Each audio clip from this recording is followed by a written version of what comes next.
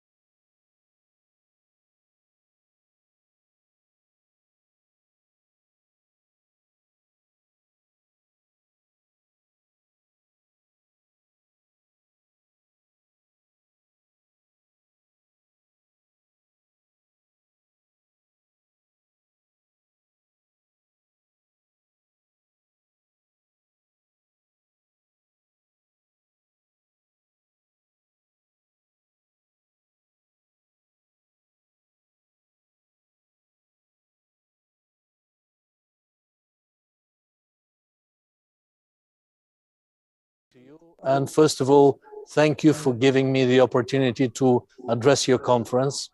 I think the subject of your debate is extremely timely and important because we really are fighting as a political family for Europe without divisive lines, a Europe which is united, Europe which is based on solidarity, thinking of every citizen in every country.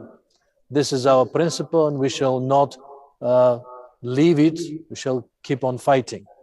Of course, we all feel the insecurity of the modern world. We're just coming out of the COVID crisis after 2 years almost of pandemia, with a lot of economic and social consequences which affected all countries.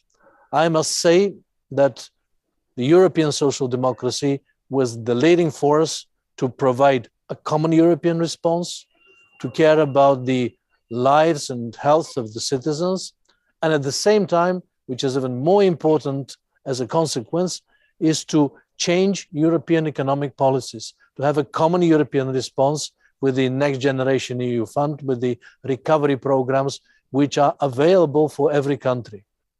At the same time, we are facing, unfortunately, again, a war on a European continent. Frankly, I was not thinking that we shall go through this again. But unfortunately, this is the reality. Our political family stands united against aggression, against the invasion into Ukraine, and requires a lot of very clear measures on behalf of the European Union. At the same time, we have to realize that all these measures and sanctions, they have their consequences on our economies as well. And we have to be very well prepared and very thoughtful in every action, being in solidarity with the people of Ukraine who are suffering this invasion. At the same time, we have to protect our citizens, because every decision has different sides, and we need a very serious impact assessment of every next step which the European Union is taking. And we have to be also realistic.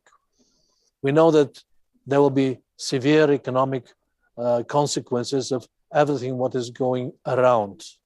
And we have to focus on the social protection of the people who will be vulnerable with the rising energy prices, with the potential problems with the food supply and the prices for food.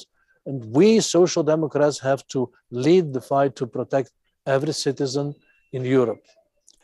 We can only do it together, because the first principle for a family like ours in such a crisis is to stand together.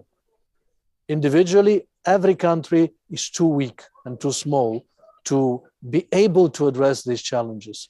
We can only address them together through an open and frank dialogue between us, through common values and through common actions, of course, which have to be based on serious economic analysis, adapting our economies, adapting our societies to the new challenges, problems, and realities, because only together we can survive this period.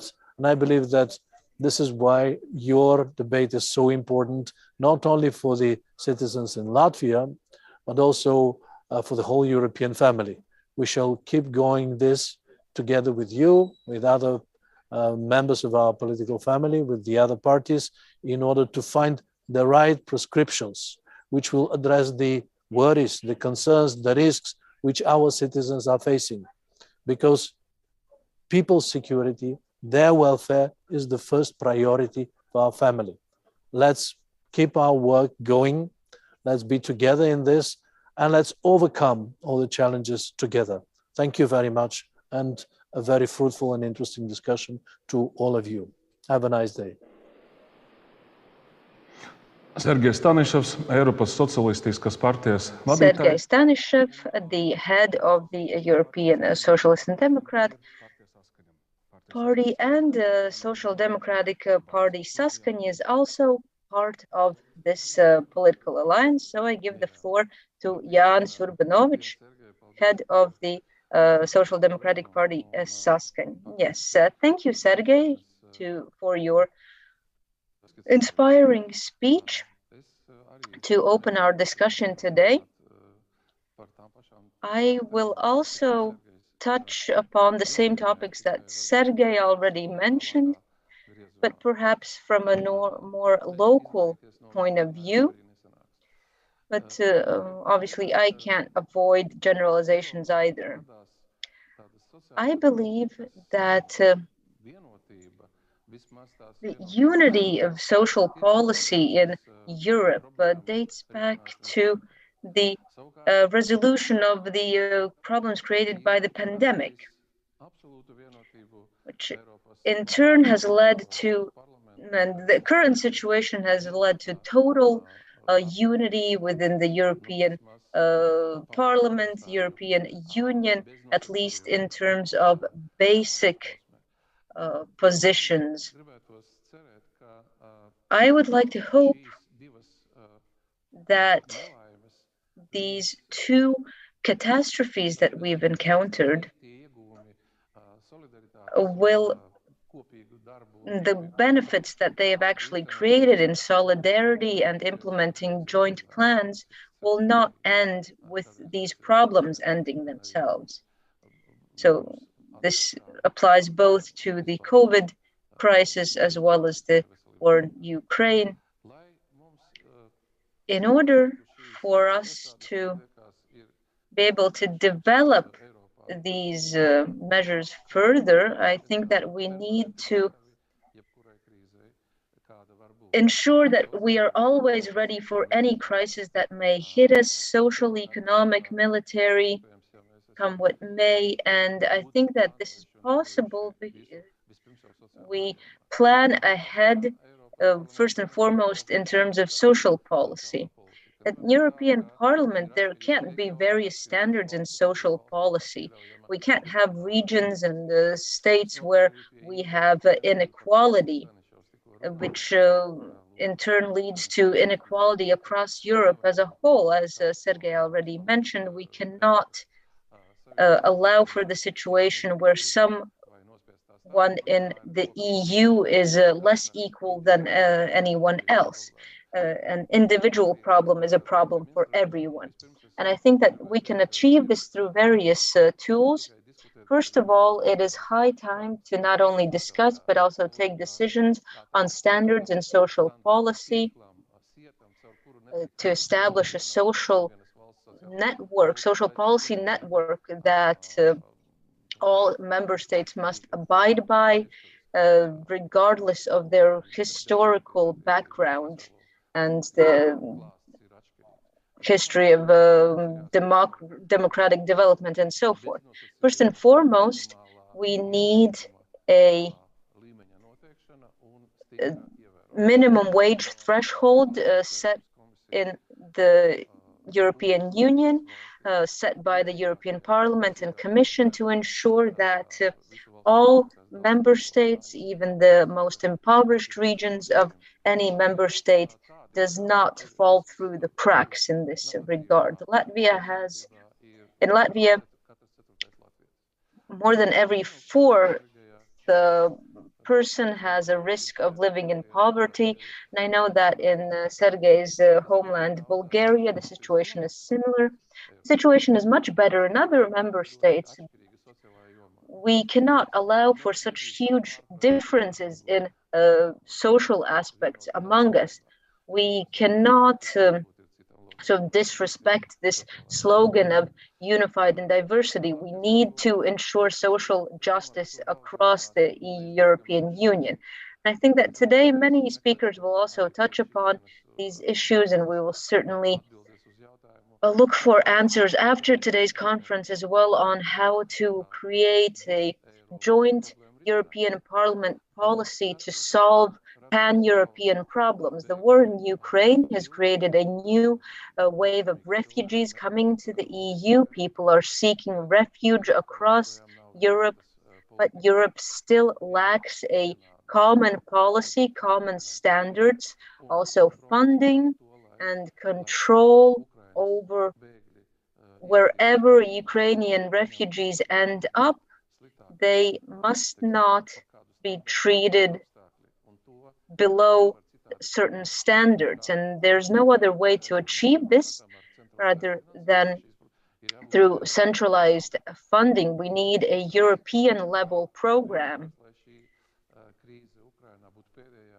Hopefully this crisis in Ukraine would be the last one with this aspect of refugees, but there's no guarantee that it will be so. And we need to be ready in terms of decisions and funding and programs. Therefore, we need to elaborate these standards for taking in refugees, for integrating them in the education system, social system. Also, in regard to these the young people from Bulgaria, Latvia, or Germany who will have their roots from Ukraine, that they will also have the opportunity for however long they have to stay with us, they have to feel at home. They have to feel welcome rather than excluded. On the other hand, this policy needs to be centralized also for the reason to avoid sort of social jealousy by in certain countries, Latvia among them, which can create problems that we certainly wish to avoid. We don't even want to discuss them at the moment. In any case, we need to look at all possible scenarios from a political point of view as well, even the worst case scenarios. I have two experts next to me, and they have firsthand experience with these problems that I'm speaking of only generally. But I certainly hope that our hybrid conference over the course of these days, our audience on the other side of the screen all across Europe,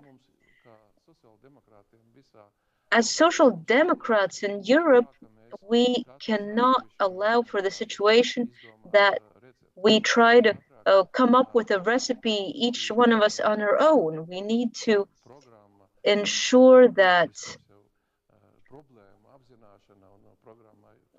we identify problems and solutions through common efforts. And this initiative would probably be taken by the Socialist and Democrat group in the European Parliament to ensure that this sort of work is done on common ground and measures are taken at European level. Thank you, Jānis. And again, I will remind you that the main topic of our second day of the conference is social justice. And in light of the economic crisis approaching, which will be much deeper and longer than the previous COVID-related crisis, what social support mechanisms we need, what type of social support we need at EU level, and what should be the common social standards in the EU in order to provide this support. And the first issue first question is relating to how much support the EU should provide to border regions. For example, in Latvia, this applies to the Latgale region. Today, in the studio, we have colleagues, also Ivar Zariņš, as Jānis already mentioned. We have mayors of two cities in Latgale, Andrejs Elksniņš and Aleksandrs Bartaševičs, who are here with us in the studio, and remotely we're joined by Regina Ločmele, and we also have four colleagues of mine from the European Parliament working on budget, finance, and economic issues. And today we are covering Sweden, Portugal, Finland, and Romania. And first I will give the floor to the member of the Bureau of the S&D Group in the European Parliament from Finland. Since 2019, I'm a member of the European Parliament for the Swedish Social Democratic Party and also Vice President of the Socialists and Democratic Group in the Parliament. I'm honored to be allowed to say a few words during your conference, while at the same time apologizing for not being with you in person. The European Union is today facing many challenges. We are now coming out from a global pandemic, which has changed our societies forever. And the war in Ukraine is affecting the whole continent, both by the amount of refugees fleeing the brutal war and the economic impact on member states due to the historical sanctions against Russia, but also affect the geopolitical environment globally. And if that is not enough, we have the ongoing climate threat. We all know what is at stake. If we do not do anything today, it will create a very dark future with flooding of cities and countries, dead oceans and big fires destroying the forest and all its lives. In addition, on top of all these crises, we can also see a widening social gap. As I see it, There is no other alternative than facing our common challenges by doing it together. History has shown us many times the meaning of tragedy when we do not seek cooperation, when we seek confrontation instead of dialogue.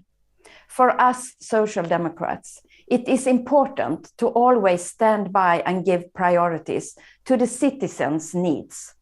That was the reason why our former party leader and Prime Minister Stefan Löfven called for the social summit in Gothenburg in 2017. And that is the reason why we continue to hold on to the issues. If we are to succeed in closing the social gaps, we must ensure that everyone is involved and no one left behind. As a Social Democrat, it is a matter, of course, that we do it together and we do it in solidarity. We know that almost 90% of all young people believe that a strong social Europe is important to them. Gender equality, employment, working environment, and healthcare. The same thing is shown in the latest Eurobarometer regarding how women have been affected during the pandemic. In addition, focusing on employment, they also point to the importance of acting against trafficking and men's violence against women. Now we have to act on what is important for the people of Europe. It is by creating a society that is based on social values, is gender equal and drives a sustainable economy and that takes advantage of the increased digitalization. It is now that we must act and make the right decisions in our elected parliaments. We can see a rise of social democratic parties in Europe.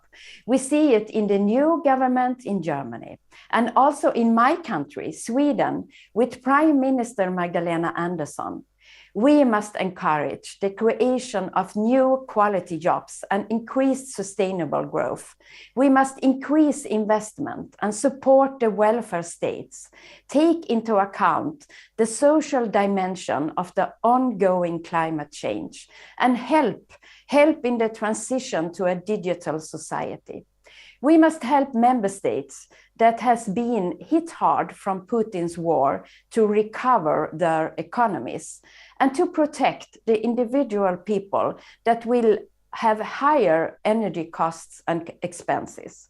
And we must, in all respect, ensure that this is done in a gender equal and solidary way.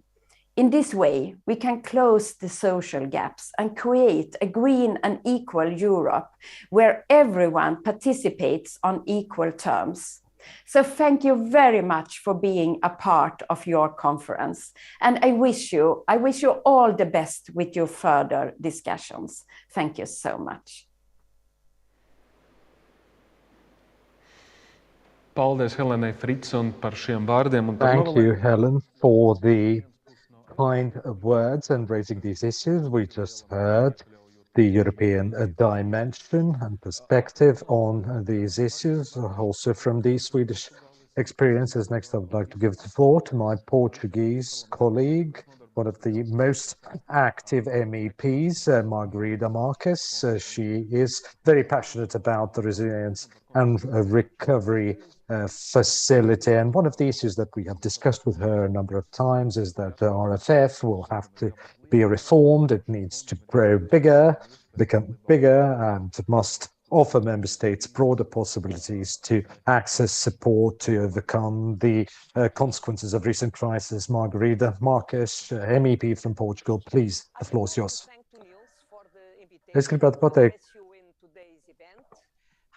Due to a mission to India, I cannot be present physically. In the last years, Europe was confronted with two crises, with exogenous roots. And therefore, there is a true expectation from the European citizens that the European Union shall support and protect them. But were the European Union citizens really protected? Do European citizens feel protected and supported with the European answer to this crisis? The COVID-19 crisis was a large, symmetric, exogenous shock for the EU, but with large asymmetric impacts across countries. It did not matter their legacy. All countries were significantly hit and the EU had to act. It was set up a European Recovery Fund, the Next Generation EU, aiming to recover from the pandemic towards a more sustainable, inclusive, and resilient economy. The creation of the Next Generation EU is financed through common debt issuance on behalf of the European Union. For the first time, the Commission goes to capital markets in such considerable size. First, it allows the Commission to borrow on good financial conditions with a AAA outlook. And it provides a new supply of European high-quality assets, a sign of the true solidarity. Was it difficult to achieve this decision at the European Council level? Yes, it was very challenging. As one of the longest EU Council summits in the history of the European Union, a decision that took 5 days and 4 nights. But given how lengthy EU procedures are, it was also a quick and effective response. One thing it is clear, the Next Generation EU is an outstanding innovation. As part of the wide-ranging response, the Recovery and Resilience Facility is at the heart of the Next Generation EU. Member states are implementing reforms and investments in line with 6 European priorities, namely towards a more green, digital, and inclusive economy and society. The implementation of the RRF must be a success by ensuring a robust economic recovery. Moreover, its success also depends how far the EU advances in the creation of reserves dedicated to the repayment of the Recovery Fund, the so-called new own reserves like carbon border adjustment mechanism, extension of the ETS, a financial transaction tax, and a digital tax. If it all goes well, the EU shall keep the instrument like Next Generation EU in its toolbox. We shall not dare to lose this innovation. 2 years later, Europe is facing a new exogenous crisis, the invasion of Ukraine by Russia. The shocking image that bombards us every day from Ukraine, from people's bodies in the streets, to millions of citizens, especially women and children, who are fleeing away Ukraine, searching a new place to be more protected and to live. But for how long? What we are currently seeing is a devastated country. Oil and gas prices are surging. Citizens and companies are facing significant increase of energy costs, leading to further energy poverty and shutdowns of manufacturing plants. Critical raw materials and some agricultural products are also more expensive, namely those where EU is more dependent of Russia and Ukraine. Once again, we shall ask the question, is EU providing the right European answer? Without going further into details in which regards the geopolitical dimension, the EU has been much more powerful in its capacity to provide a political and diplomatic result, aiming to achieve a ceasefire as soon as possible. The Commission has been taking all the efforts by using all the existing flexibility of the EU budget, the MFF and the Next Generation EU, to build a robust fiscal answer. Through the creation of CARE, the cohesion funds from 2014 to 2020 that have not yet been used, a similar tool of REACT EU, it has been mobilizing all the available existing money. These new priorities that the EU is facing shall be on top of our already existing key priorities. As I previously said, a green, digital, and social Europe. It's for this reason we need to ask a new question. Is EU budget equipped with a cyclical component to be able to respond to unexpected crises?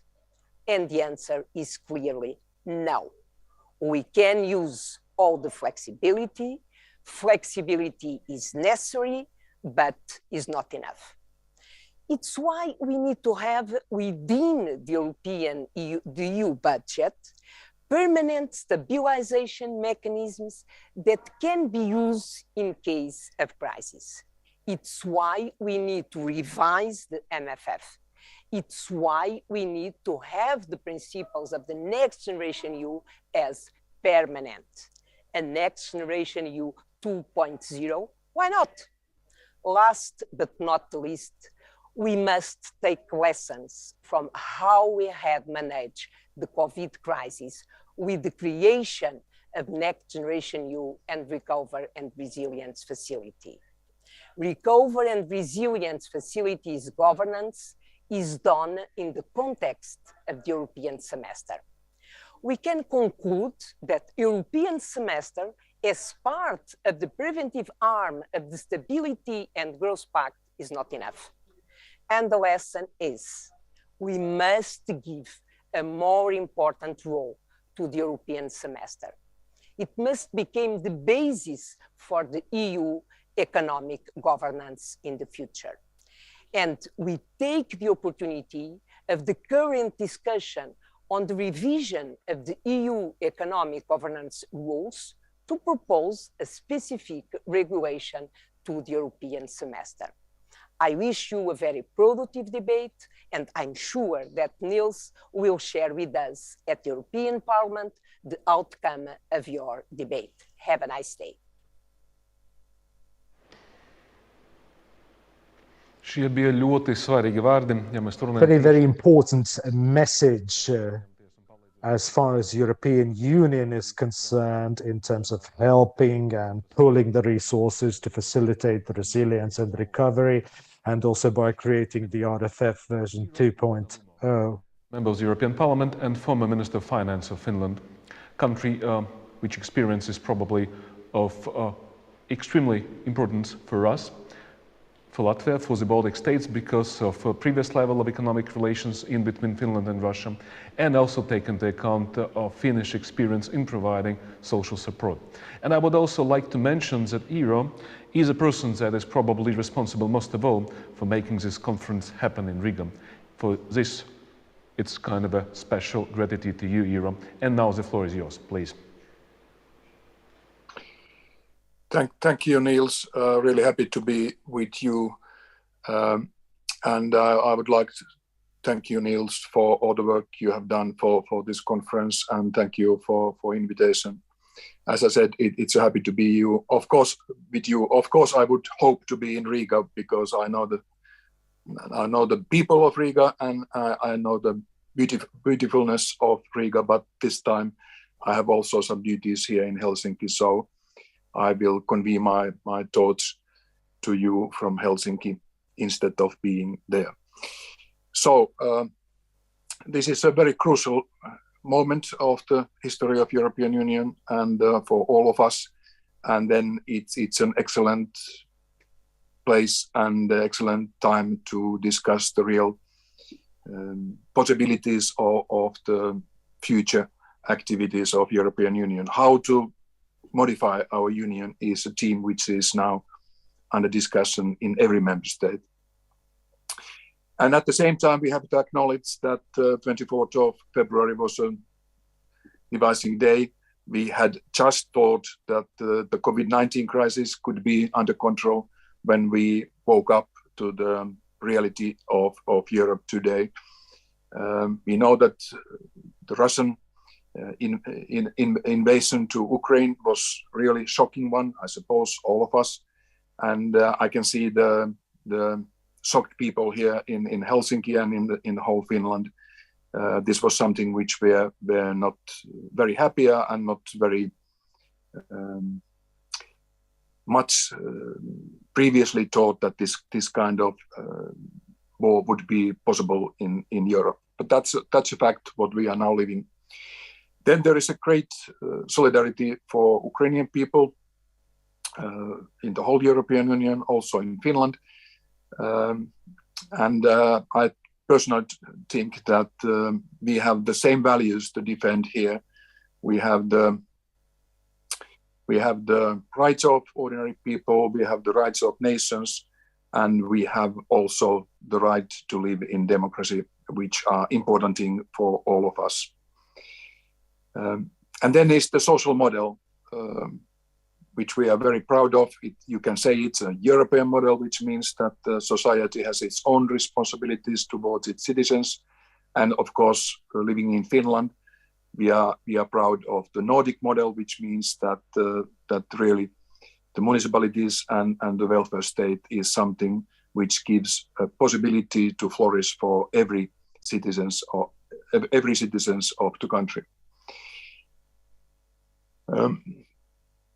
We know that on the economical perspectives of the Union, and especially the countries neighboring Russia, the war in Ukraine has a devastating effects.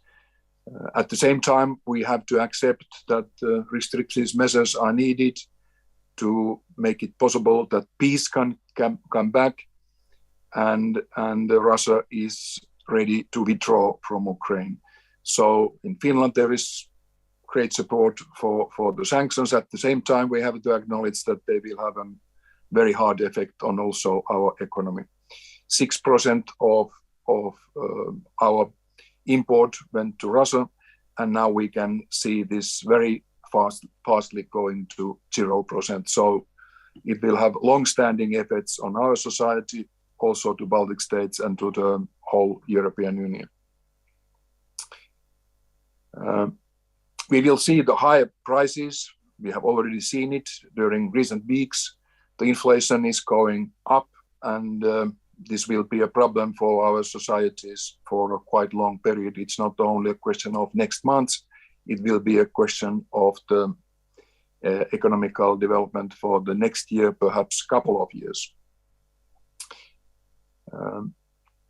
At the same time, it seems so that people value the democracy and the rights of ordinary people, and also the rights of the Ukrainian people so much that they are ready to pay it.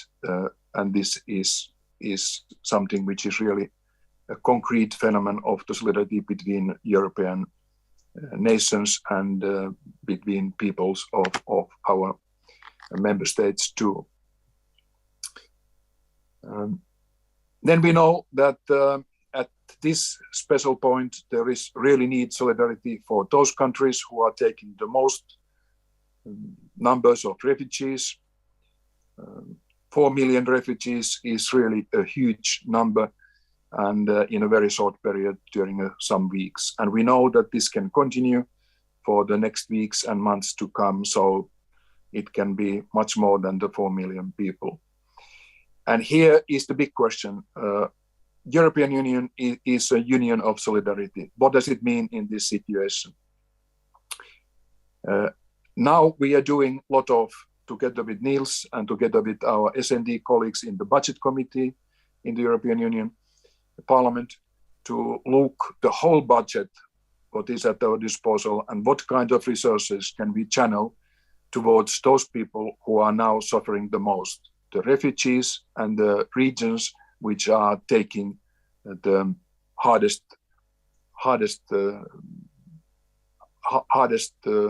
numbers of the refugees coming to European Union. So we are looking the European Union budget as it is now to make sure that every cent and every euro which is possible to remove and to use will be used in favor of these regions which are hardest hit and for the refugees coming to European Union. So this work is under construction. Then is the question of what kind of bigger consequences there are for the budget of the European Union, what kind of resources do we need in the future. Before going to this discussion, I would like to say that it's really important that the money which was decided on the RRF fund, the fund which was created after the COVID, that this money is really spent. We know that there are still quite many member states who have not used all the money and, for example, who have not accepted all the resources available, like the special loans from this fund. So it's important that before going to the next funds, we are spending all the funds which are at our disposal in the fund which we created after the COVID. And then it's a reason to look, when this has been happening, and when we have looked at the budget of the European Union and making sure that we can use all the available resources in favor of those people who really need the money, then we can go to the future discussion. But as a practical man, as a Finn, as a former Minister of Finance, I would first take all the money which is now available for us and to make sure that this money is coming to the border regions and this money is coming to the help of the refugees. And when we are a union of solidarity, it means that we are ready to act now, and both for our own people inside the European Union and also ready to help the Ukrainian people. And these decisions, they have already been done, not all of them. There are still in pipeline a lot of things which we can do, but what we have seen here at this point is something which is good for the credibility of the Union. During the first weeks of the war, European Union has shown that it's capable of doing very rapid decisions on in the aim to help people both inside Union and then also in Ukraine. Then there will be a very hard question of the energy prices, and this must be approached first from the member states, and then we have to look also what we can do together. Obviously, this will not go away in a very short time. We have to be prepared for the soaring prices of energy for the next months, perhaps next year. And then the big question is how to mitigate. The member states ought to come together and look how they can help those people who are most vulnerable. We know that in every crisis, the biggest price will come those people who have the less resources, who don't have big salaries, who don't own big fortunes. So these must be the targets and the aims of our activities to help these people. And that's the way of social democracy is thinking in every member state and also at the European Union level. And then we have to, at this time of crisis, we have to respect also the rights of our own people and every group inside our member states and inside the Union. Language minorities, for example, is something which is really important, that during this time of crisis, we are acknowledging the rights of language minorities and the minorities in self. And this is something which the Finnish people have learned to live with. We have always defended all the rights of all the minorities in Finland and also the language minorities. And I think this is one of the reasons that people really respect and support the welfare state in Finland and in the Nordic countries, that we respect all the rights of people, and especially during crisis time. Dear friends, I suppose that as a European Union, as a political family, during the crisis times, we are really testing the values of our societies and also of our movements.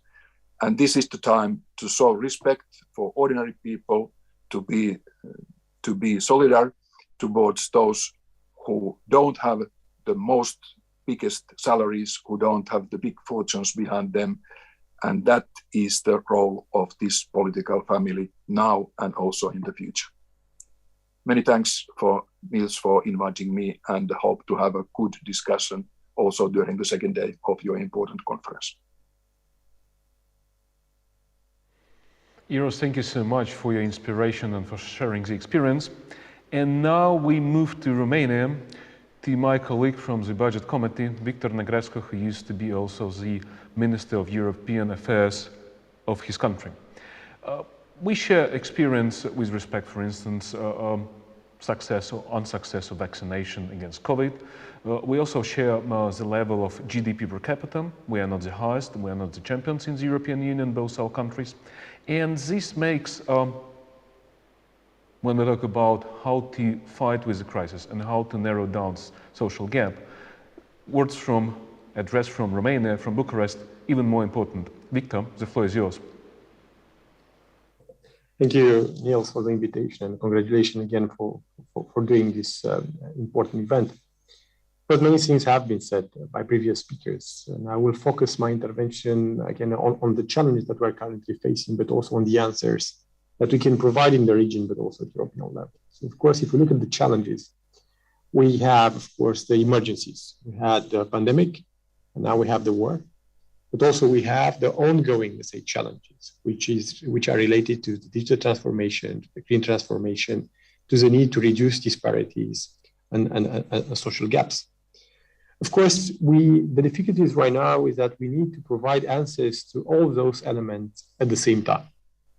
And this represents and puts an important weight on our budgets, on our capacity, on fiscal capacities, financial capacities, to have the resources to provide adequate answers to all those challenges in the same time.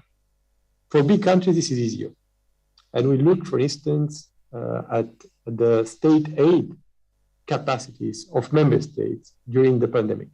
And we noticed that half of the state aid allocated at European level was provided by the German government, of course, to German companies. The rest has been provided mainly by France, by Italy, by some Nordic countries. But Eastern European countries didn't have the financial capacity to provide this state aid to companies. And some of the companies encountered difficulties. Some survived, some disappeared. Some tried, of course, to innovate, and some succeeded really well in innovating. But we were not there, being capable of providing the same resources. And now, of course, in the same time, we had to adapt to the transformations with some clear challenges. So digitizing, for instance, implies more investment. You need technologies, you need resources for that, you need to train people. And of course, some companies were really capable of adapting very fast, innovating, using different tools, some free tools sometimes. But this raised a lot of challenges as well, specific to the digital transformation, like data protection, like making sure that for the European regulation in the field are being respected, making sure that people, of course, are also adapted to the new activities. And of course, some didn't succeed in transforming and had difficulties, and we see them right now trying to catch up. We are going to have, of course, the Fit for 55 regulation, which also implies some challenges. Some offer great opportunities for our countries. Some are more difficult and more demanding to be implemented, but we need resources for that as well. We have the transition fund, which to a certain degree can help, but we know very well that this is not enough, and we need fiscal capacity in our own countries to provide, of course, the change, to support the changes needed to comply with those requirements. In the same time, of course, we have the social gaps that are already in place, like you mentioned, Niels, in our country. We have cities that are developing faster than others. We have parts of our countries that are doing better than others. We have social disadvantaged people that are in need of support. We have, again, to a certain degree, some inequalities that need to be faced. And in order to deal with those challenges, we need to get access and use the money that is available to us. So the multi-channel financial framework, co-finance some of those programs, and you need, again, fiscal and budgetary capacities to do so, while at the same time waiting and hopefully managing to achieve as fast as possible the start of the 2021-2027 programs, which in some cases have been delayed. And of course, we need to do that, and we need to attract this money. And last and not least, we are supposed to do all of that together, but in the same time, providing adequate solutions to the consequences of the war. And for that, of course, we have to mention that there are several elements. So, of course, we have the refugee crisis, the migration of Ukrainian people toward our countries. In Romania, we speak about 700,000 Ukrainians that came to Romania. Some left, some stayed. We also have a couple of 100,000 going to the Republic of Moldova that Romania is helping directly as well, because the Republic of Moldova needs our help. But also we have the immediate consequences, economic ones, I mean, because we are frontline countries. So we see that the companies present, even foreign companies, even European, even US companies, have decided to postpone their investment plans because they are worried by the war that is near our border, despite us being in NATO and European Union. We see, of course, some changes in consumption attitudes of Romanians, and this again affects the market as well. We see some entrepreneurs that are scared of innovating because they do not know what is going to happen in the future. We see investors that have, for instance, project infrastructure that are also scared due to the context. So this has an impact on the economy. So at the beginning, before the war, we anticipated for this year in Romania, for instance, an economic growth around 5-6%. And now it seems that we are going to have around 2% economic growth, due, of course, to the effect of all those challenges in the same time, for which we need budgetary capacity. Of course, this is the situation. This was presented by previous speakers as well, but we need to find solutions. And there are several solutions put on the table. I'm going to mention them. We don't have a clear idea. I'm working on the budget for 2023, the European budget. I'm the S&D shadow on the budget for 2023. I have been the shadow on the budget for 2022. We try to introduce in that budgetary perspective a couple of those ideas. So one is true flexibility on European funds. What I mean by true flexibility, I mean the possibility to use the funds available in different directions that are in need for the society, for the economy, for the local communities. We can, we have a certain flexibility. In my opinion, we can do more on that. For instance, not lose the money that was not spent for the period 2014-2020. There is still money available, and this resource needs to be used even after 2023, even for 2024 if needed, especially on long-term plans. We need, of course, to have a common European package, financial package, in support of countries that are affected by the war, to deal with the refugee situation, but also to deal with the economic effects of what is happening in Ukraine. So we speak here mainly about frontline countries or countries in our region.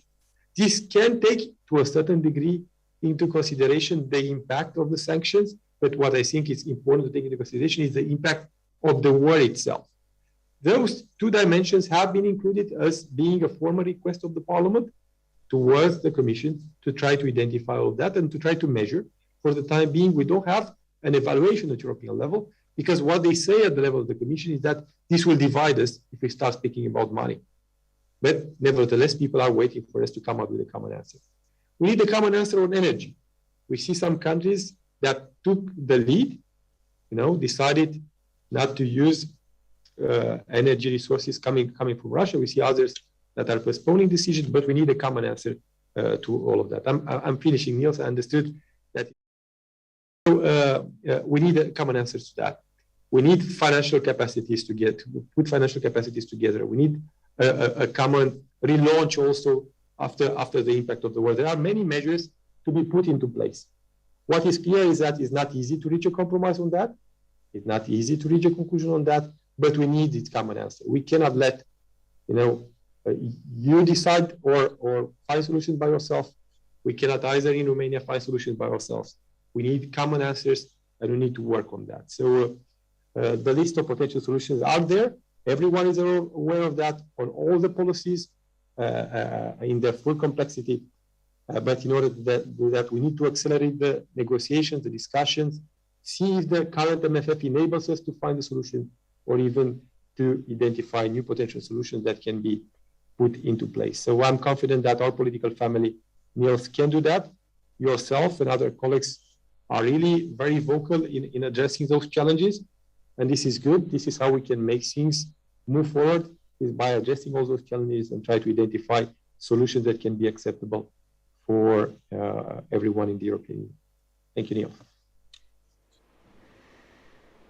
Victor, thank you so much. And now we switch to question and answer session. We've got a couple of questions both to Ira and to Victor. 2 questions come from the stage from our Latin participants and also 2 more questions from our Facebook feed. And pirmais jautājums tad mums uzdos, mums ir vienmēr bija. So our first question will be asked by our most active colleague in the Latvian Parliament, Ivar Zariņš. Please, the floor is yours. You had a question for our Finnish colleague. Latvia and Finland has a quite similar situation regarding dependency from Russian gas. I wonder how Finland is going to deal with this challenge to avoid this dependency from Russian gas. Are you going to do in the same way what Latvian Parliament did last week, starting amendments which for forbidding purchasing Russian gas in Latvia, which is quite discussable, or you have some other solutions in mind? And what is very interesting for us is to know more about Finland's readiness to participate in this LNG terminal in Paldiski. If you could enlighten a little bit, what are the position of Finland? Thank you, Iro, please. Thank you for your question. And of course, this question of fossil fuels is a really important one. There is a very strong opinion in Finland that after the Ukrainian war, we have to make hard decisions to cut all kind of dependency on Russian fossil fuels. And this is really something which everybody here sees a necessity. And then the question is in which order and in which timetable you will do it. First is the coal, that we have already these decisions done, and they are also done at the European Union level. Very few coal is coming nowadays to Finland, and this will be totally cut in the next 2 months. And then is the question of oil. We have also made a decision to stop all import from Russian oil, and this has been, majority of it has already been done. And only these stocks which have been agreed earlier, they will come to Finland during next months. But then in the end of the year, we don't buy any oil from Russia. And the third one is the gas, which of course is the most complicated thing. But Finland has always been very careful when we have been buying fossil fuels and energy abroad to make sure that there are other alternatives. For us, the alternatives are the Baltic Connector pipeline. That's one possibility. And then the second one is LNG, which you mentioned. We are interested in all the LNG possibilities, also cooperation, in deep cooperation with Estonia, Latvia, and Lithuania. And here I have to say that our companies are now looking very carefully and in a very rapid way, how could we modify and increase the amount of LNG coming to Finland. One idea is that we ought to buy LNG ship, which could be positioned in the coastal area of southern Finland.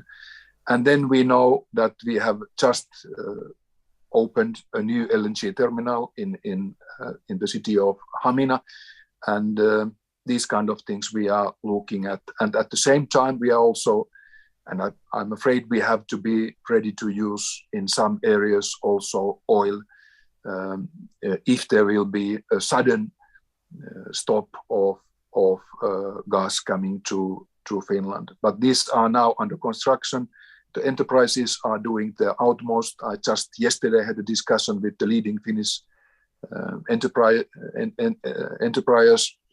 and there is a very strong commitment to make their utmost to stop the use of gas and to modify it to LNG and to other resources. But we have not made a sudden decision. This is not a decision made by our government, but companies are doing their job now on a voluntary basis. So I'm optimistic that in the end of the year, the whole land scenery will be quite different as it was in the beginning of this year.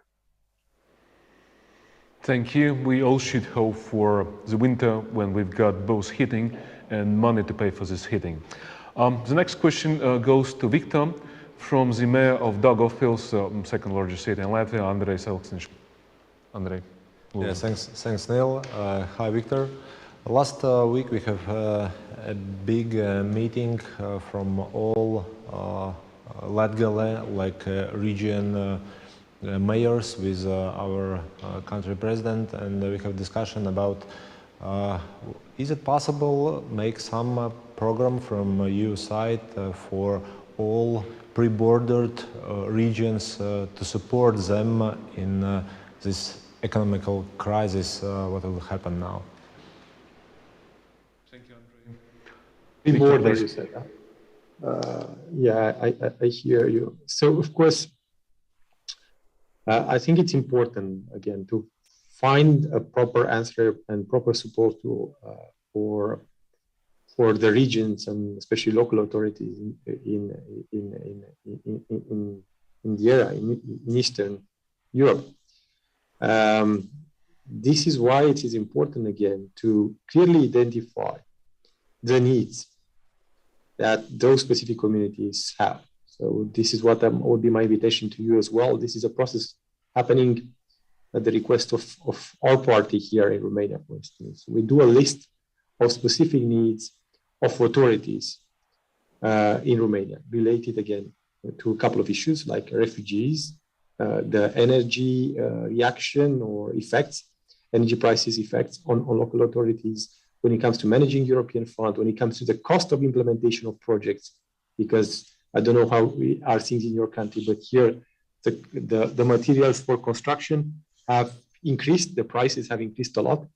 So we are trying to deal with all of that. So we are going to have a list of those specific requests and a financial evaluation.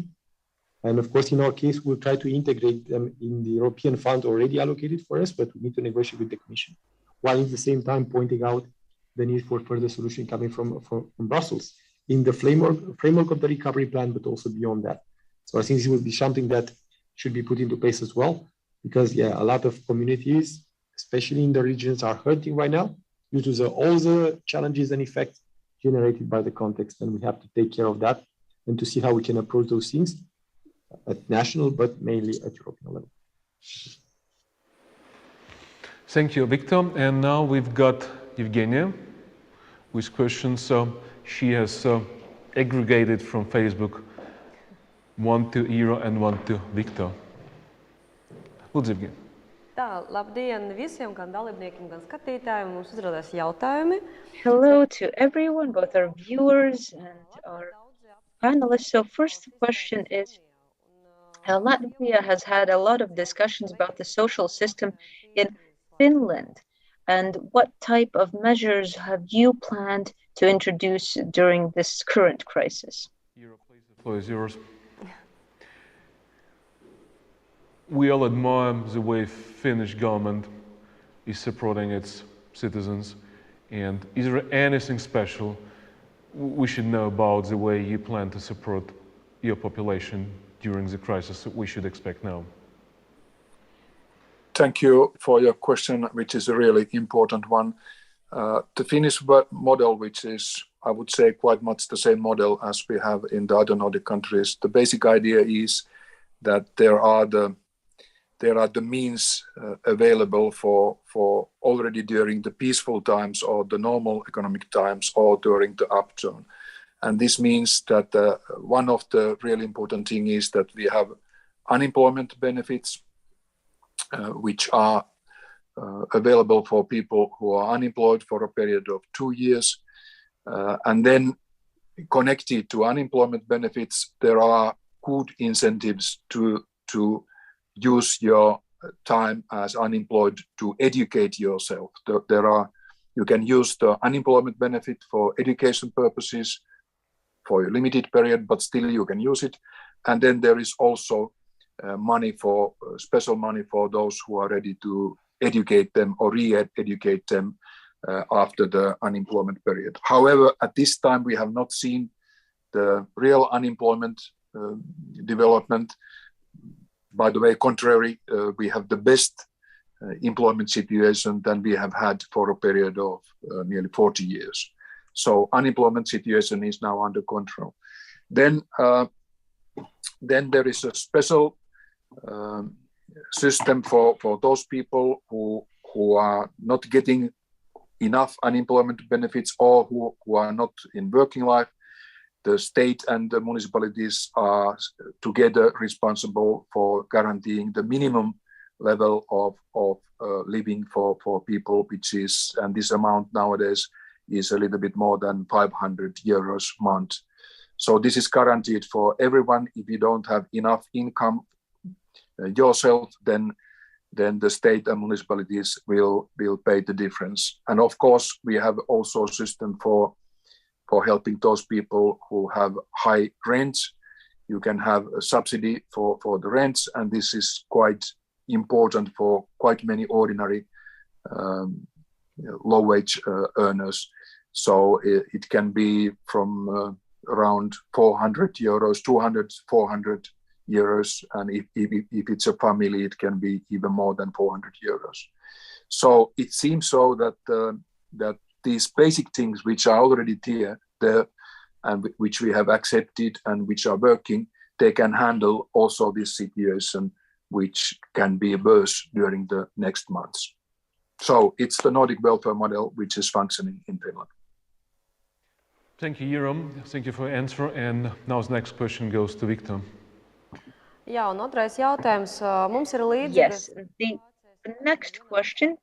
We have similar situations in terms of GDP per capita. And during the COVID pandemic, both Latvia and Romania had problems with vaccination, amount of vaccination. So how do you plan to resolve the existing crisis? For you sharing the experience from Romania. Yeah, so I have to mention that our party was not in government at that time. And what we try to do is to come up with alternative solutions to the government when it comes to supporting people. Right now we are in government, and just yesterday, under our leadership, the government presented a list of economic and social measures, from helping SMEs to giving a special financial support to each individual being in a social disadvantage situation. So each individual in this condition, we speak about a couple of 100,000 people, they were going to receive every month a special amount of money every month for their basic needs. We also came up with specific support, financial support for farmers and for companies to pay the gas that they need, for the oil that they need, especially when it comes to farming. We also came up with support mechanism for companies, SMEs, of course, for them to deal with the current challenges while at the same time, reorganizing themselves in order to face the current challenges. We are giving support, financial support to families with many children. We are doing a lot of things at the same time. In total, we are investing now. It's just the initial stages of support mechanisms that we are deploying. So it's in total is about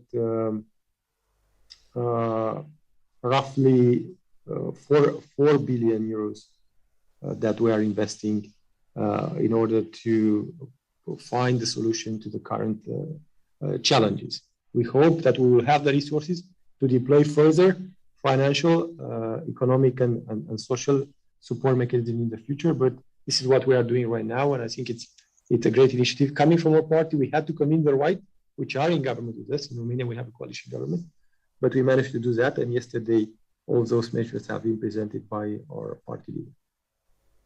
Thank you, Victor. Thank you for the questions. Un mūsu konferences galvenais mērķis ir no vienas puses. The main topic of our conference is to hear out the possible solutions from Brussels.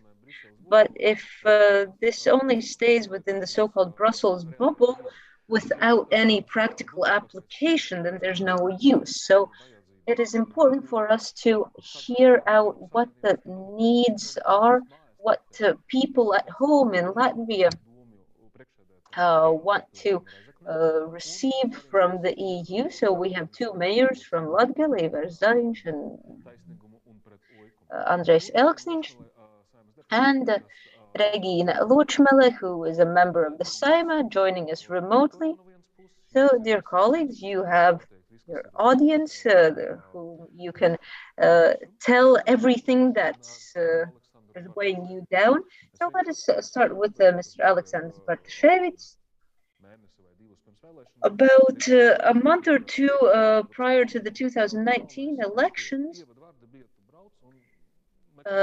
you told me that, well, you have to go to Europe to find funding for Latvia, for Latgale, to improve infrastructure and so forth, the various challenges that the Latgale municipalities face. But today it seems that support from the EU has been is important in solving social and economic problems. So what are the specific needs of Latgale from the EU? Well, hello, dear colleagues. It is a pleasure to see us come together to discuss these issues which are important to the whole of Europe, because despite the fact that we represent various levels of political governance, from municipalities to the European Parliament, national parliament, I think that the solutions that we can find through our joint efforts will be useful to all. I'd like to focus more on practical issues. I can correct Niels a bit that indeed we did have this task of finding money for social and education sector, but also for industrial development, both in Latvia as a whole and in the regions. And in Latgale, I think we are a very proud people, and we are trying to get by on our own efforts, our own power. So we're not asking for anything more than the tools to help us resolve our own problems. So we all know that at the moment we are facing an oncoming crisis that is rapidly approaching. Some may think that it's with unpredictable consequences, but I believe that we can predict the near future quite Well, one of the first things that we need to take into consideration in seeking solutions is the energy crisis.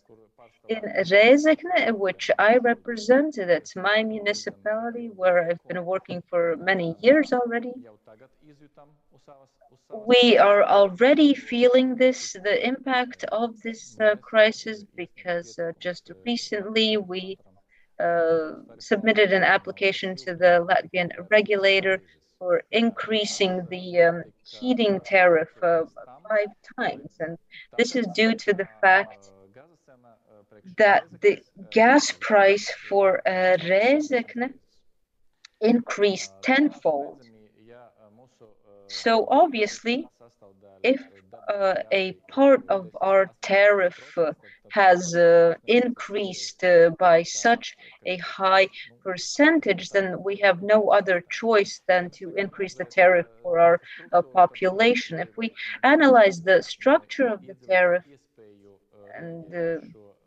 uh, and the ability of our population to respond to this increase, then I have to say that our people will have to pay on a monthly basis an amount that is equal to the average salary in the Latgale region.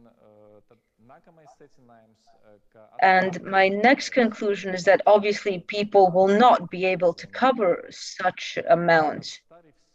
And the tariff isn't bad just because it reduces the social situation of our population. It also has an adverse impact on business, as we were already speaking about giving our people a fishing rod to help solve their problems.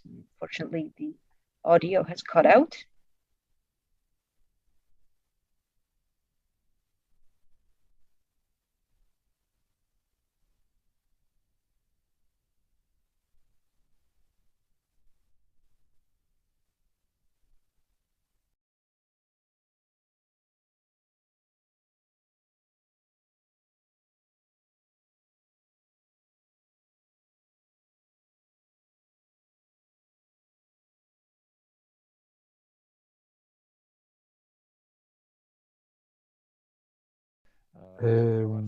The development of which will support stronger growth, not only in Rezekne, but also nationally. I'm talking about the construction sector. We obviously have numerous projects, construction projects that are being funded to help businesses develop, to provide the necessary infrastructure.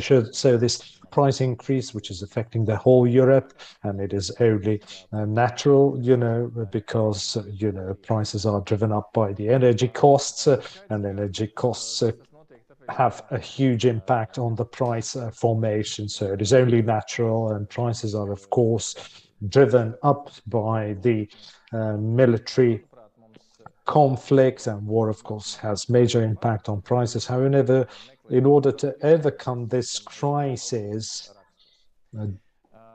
as quickly as possible, we must find the best available tools. To me, there are two such tools. We must first and foremost understand what kind of energy system are we building. The LNG or the development of the LNG infrastructure will most likely not bring the relief that we expect. Of course, we'll spend huge amounts of money building those terminals, but in farther future, I mean, it will take you 3, 4, or even 5 years to build a terminal, but the crisis may resolve itself much sooner than that, and then we'll have to figure out how to go back to gas delivered through pipelines, via pipeline to natural gas, via pipeline. And I wouldn't say that current conflict will last forever.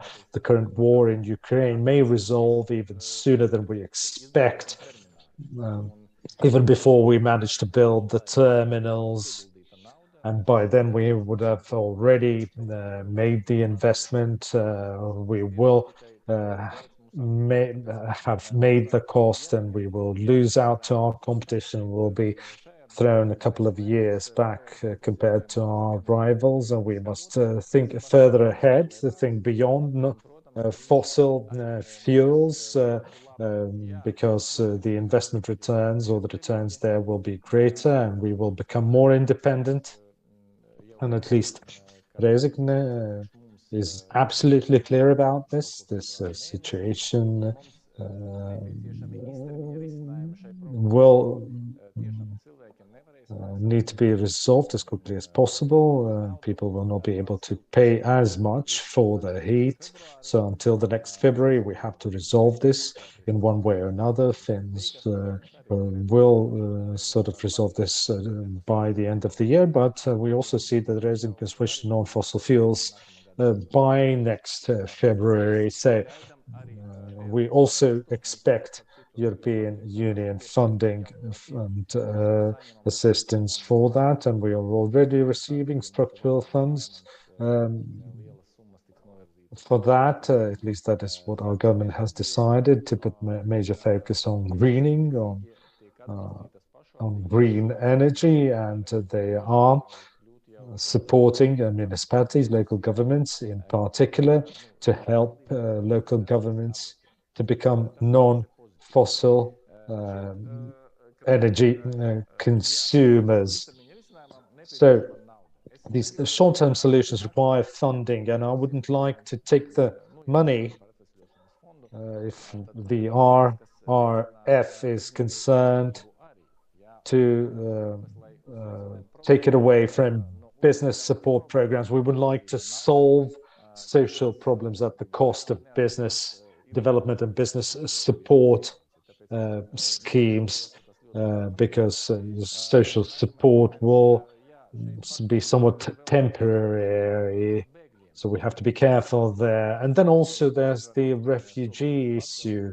Right now, we in Latgal, in the eastern Latvia, we perceive, or we receive rather, Ukrainian refugees, about 500 of Ukrainian refugees on a daily basis, and the flow of refugees is only increasing, and our capacity to take them in is limited. In literally a month, we will have our sort of resources depleted and exploited, and we have to also respect the needs of the refugees. We, as Social Democrats, need to provide them a place that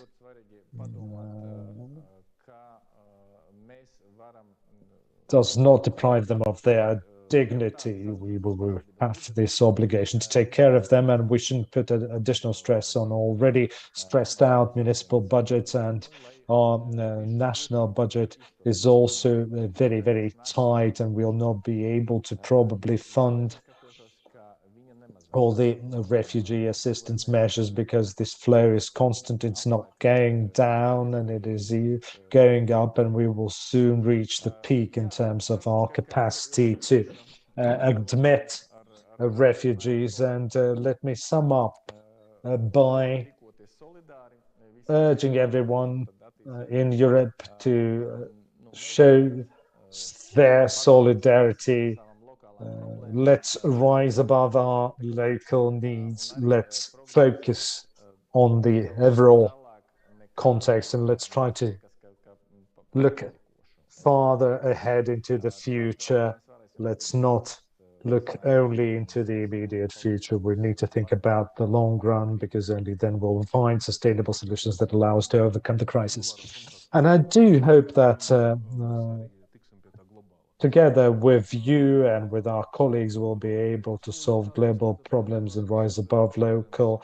As regards to solidarity, I would suggest we should discuss these local issues also with the Daugavpils mayor, Mr. Elksniņš. The floor's yours, talking about local and local government problems. Good afternoon, dear ladies and gentlemen, dear participants of the conference. I would like to start by underlining that any state is built upon the principle of social responsibility, social justice. Latvia, despite what is happening beyond our borders, should respect social justice, social responsibility, and should always take care of Latvia being socially responsible state. These are the standards that we should always abide by. This applies not only to Riga or the Riga metropolitan area or any of the regions in particular. This applies. This is a universal principle that applies to our nation, to all of the municipalities and all of the regions of our country. And what is the current situation that we're actually living in? So the current situation is very sort of straightforward, very simple. Social equality, social justice, and social responsibility are not provided in the same way. There is no homogeneity. This social justice, social responsibility system is very heterogeneous. And that means actually that in current situation, in the new geopolitical environment, and also domestically, we need to have, because of domestic reasons, we need to have differentiated approach because the living standards differ from area to area. There are also the income disparities and also the impact of the inflation on families, on households and regions also rise quite greatly within our country. So nationally, we should get rid of the gap in this case between Latgale or Eastern Latvian regions and Central Latvian regions, because when inflation is skyrocketing, people who earn less, those low income earners who have less purchasing power, are actually subjected to greater threats and greater risks. So these disparities require us to have a very differentiated, very individual approach, very individual sort of all tailored solutions in terms of jobs and employment. And Latgale is not fighting against, or rather for something. It only asks for money for new jobs and for new manufacturing plants more often or more fiercely than Riga and Riga metropolitan area. We all know that in terms of European Union funds, Latvia is perceived as one region, but it is not possible to create the same number of jobs in regions, be it Latgale or any other part of Latvia and Riga metropolitan area. It's just not possible. Also, because of the availability of labor force in regions in particular. And that is why most grants and most subsidies, job subsidies, should go to regions. So we should start by reviewing the NUTS system. Currently, Latvia is one NUTS region. We should have at least two NUTS regions, Riga metropolitan area and the rest of Latvia, and the rest of Latvia would enjoy a higher intensity of support. Similar approach has been implemented, for example, in Lithuania. And before in Latvia, the discussion on NUTS and the review of NUTS began in 2016, 2017. Unfortunately, it didn't yield really any tangible results. And State Secretary meeting has reviewed draft legislation about two NUTS regions and differentiated approach towards Riga and other regions of Latvia. It will be implemented, it's being debated and will be implemented in 2034, you know, which year it is today. 2034 is 12 years from now. So in 12 years from now, regions will be in deeper trouble than they are now in terms of their growth. That's one thing. Then also considering that it is pretty apparent right now that these sanctions have put us in the situation of Iron Curtain version 2.0, we need to protect the regions. If you look at the length of the border of the Latgale region and the Belarusian border and Vidzeme, which needs to also be protected, considering the length of the borderline, considering that we are in the border area. Our companies are very much threatened by what is going on, because obviously their output will not be exported anymore to the right or to the left, as it were, but will go only in one direction. I don't know which left or right it's going to be, but it will go in another direction. So border municipalities are also currently, I'll say, very vulnerable. And last week we met with the president. All mayors of the Latgale municipalities attended this meeting, and we all underlined that in Latgale, we're talking only about Latgale, about Eastern Latvia, we need a separate program, a separate initiative supported by the European Commission, an initiative with very precise deadlines and funding for at least, say, 4 years, in order to speed up the growth of jobs in the regions, bring more new projects to the regions, also help regional municipalities improve their energy efficiency, also improve their housing stock, rebuild their housing stock, and diversify their energy sources, because right now municipalities are heavily dependent and manufacturers are heavily dependent and continue to be dependent on energy supplies. And now I'm talking mostly about natural gas, and I'm not talking about 6 months or 12 months.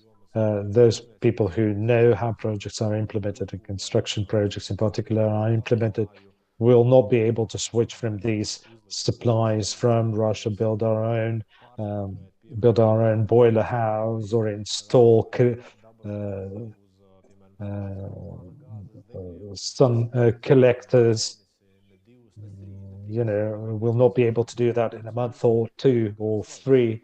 We'll need more time for that, most definitely. And this is one of the main issues that I would like to, in particular, focus on, so that my colleagues and our listeners fully understand what is happening in Latgale and border areas. We need, very, very wide support programs in order to strengthen the energy independence of our region, to help our region be socially responsible, and make sure that socially responsible state doesn't end at the border of Riga. Beyond Riga gates, no social responsibility is available anymore. We need to make sure that social responsibility is available everywhere you go in Latvia. And thanks to these high intensity support programs, we should be able to start addressing the major economic threat Latvia is facing at the moment. And I'm talking, of course, about inflation. I'm talking about price increase for the primary commodities, and make sure that people have access to the convenience goods, that the food products, primary food products, are available. And we should also start reviewing overheads for all the profit margin on the medicines, which is of course very important for the health of our people. And then there's of course the education. We should have research universities in all regions of Latvia, because there was quite a heated debate on whether we need research universities in all regions. That's all from me. Thank you. Thank you, Mr. Elksnich, and I would like to apologize to everyone for slightly changing the agenda in order to give everyone the floor, everyone who's tuned in and joined, and considering that people will have to attend other events, as we have already discussed, we should give everyone a floor who deserves it. So my suggestion is We are joined by two trade union representatives who are joining us remotely, Madam Vanaga from Daugavpils and Lina Kar from Estonia. She's the secretary of the ETUC, European Trade Union Confederation, and with permission of Ivers and Regina, who's joined us remotely, I would like to now give the floor to our two trade union colleagues, and our mayors can meanwhile vacate their seats on the stage so that we could bring those trade unions, Mr. Balzans and Mr. Teres, on stage, and hopefully we'll be able to finish on time. Ivers, you will have an opportunity to finish your written speech and to deliver your address slightly later, Andres, and you'll have to hold on for a while.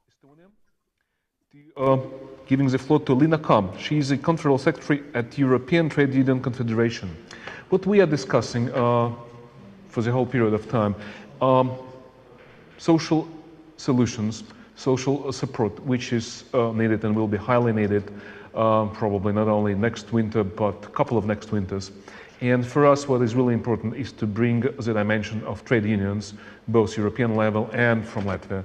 That's why we got two leaders here when we talk about Latvian trade unions, one in general, and also we went for two industries, which I believe are the most important because they are of systemic importance for the country.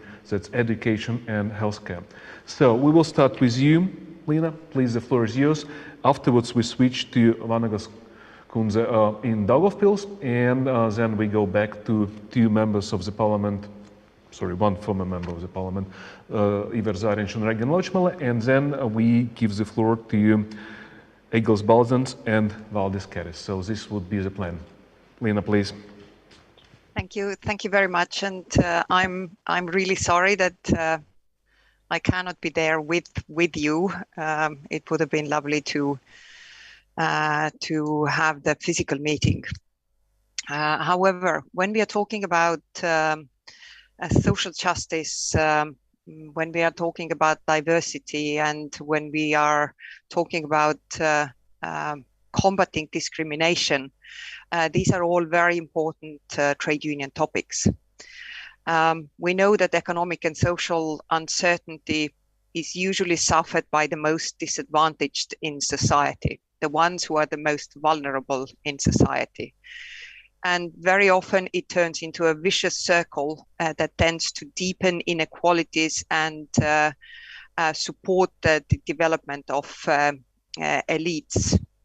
Elites who can actually face crises and who can manage, at least for a short while, to fend off the attack by crisis, as we could see, for example, with COVID. But we also know that social justice requires a strong action. It needs a strong action from the governments and public authorities at all levels, not only national level, but also at local levels. And it is very clearly a matter of equity. We need strong investments that should be made to support those who need to be enabled to be part of our societies and also part of the labor markets. But social justice also requires trade unions. And we have plenty of data that shows that when trade unions are strong, then also social justice is much healthier and much stronger because trade unions are actors in the labor market, and especially through the wage negotiation, through collective bargaining, we can have better wages that are actually giving better living standard for all the working people. Providing equal opportunities is a key because we need to have these opportunities for all people, not just a few. We cannot have education systems that are not accessible for all the families, where the ones with wealth and money can access different systems that segregate, that give them certain advantages. we have to make sure that education and also early childhood care is available to all. But we also have to, when we are talking about equal opportunities, we have to make sure that people are treated as people and not just some labor market material to be used, to be calculated in profit margins. We know that at the EU level, the European Union is providing and especially during the COVID crisis, an unprecedented set of tools. We have the Recovery and Resilience Fund. We have the SURE Fund that was set up specifically for combating the really negative effects of the COVID crisis. We don't have yet a European level fund to try to combat the negative effects that are inevitable to come from the war in Ukraine.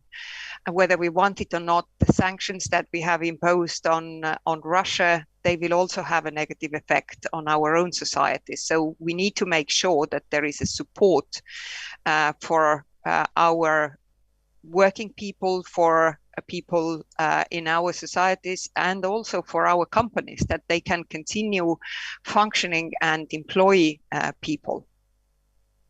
So investments are the key. We must not forget also that we are on the path of greening our economies, cutting the emissions.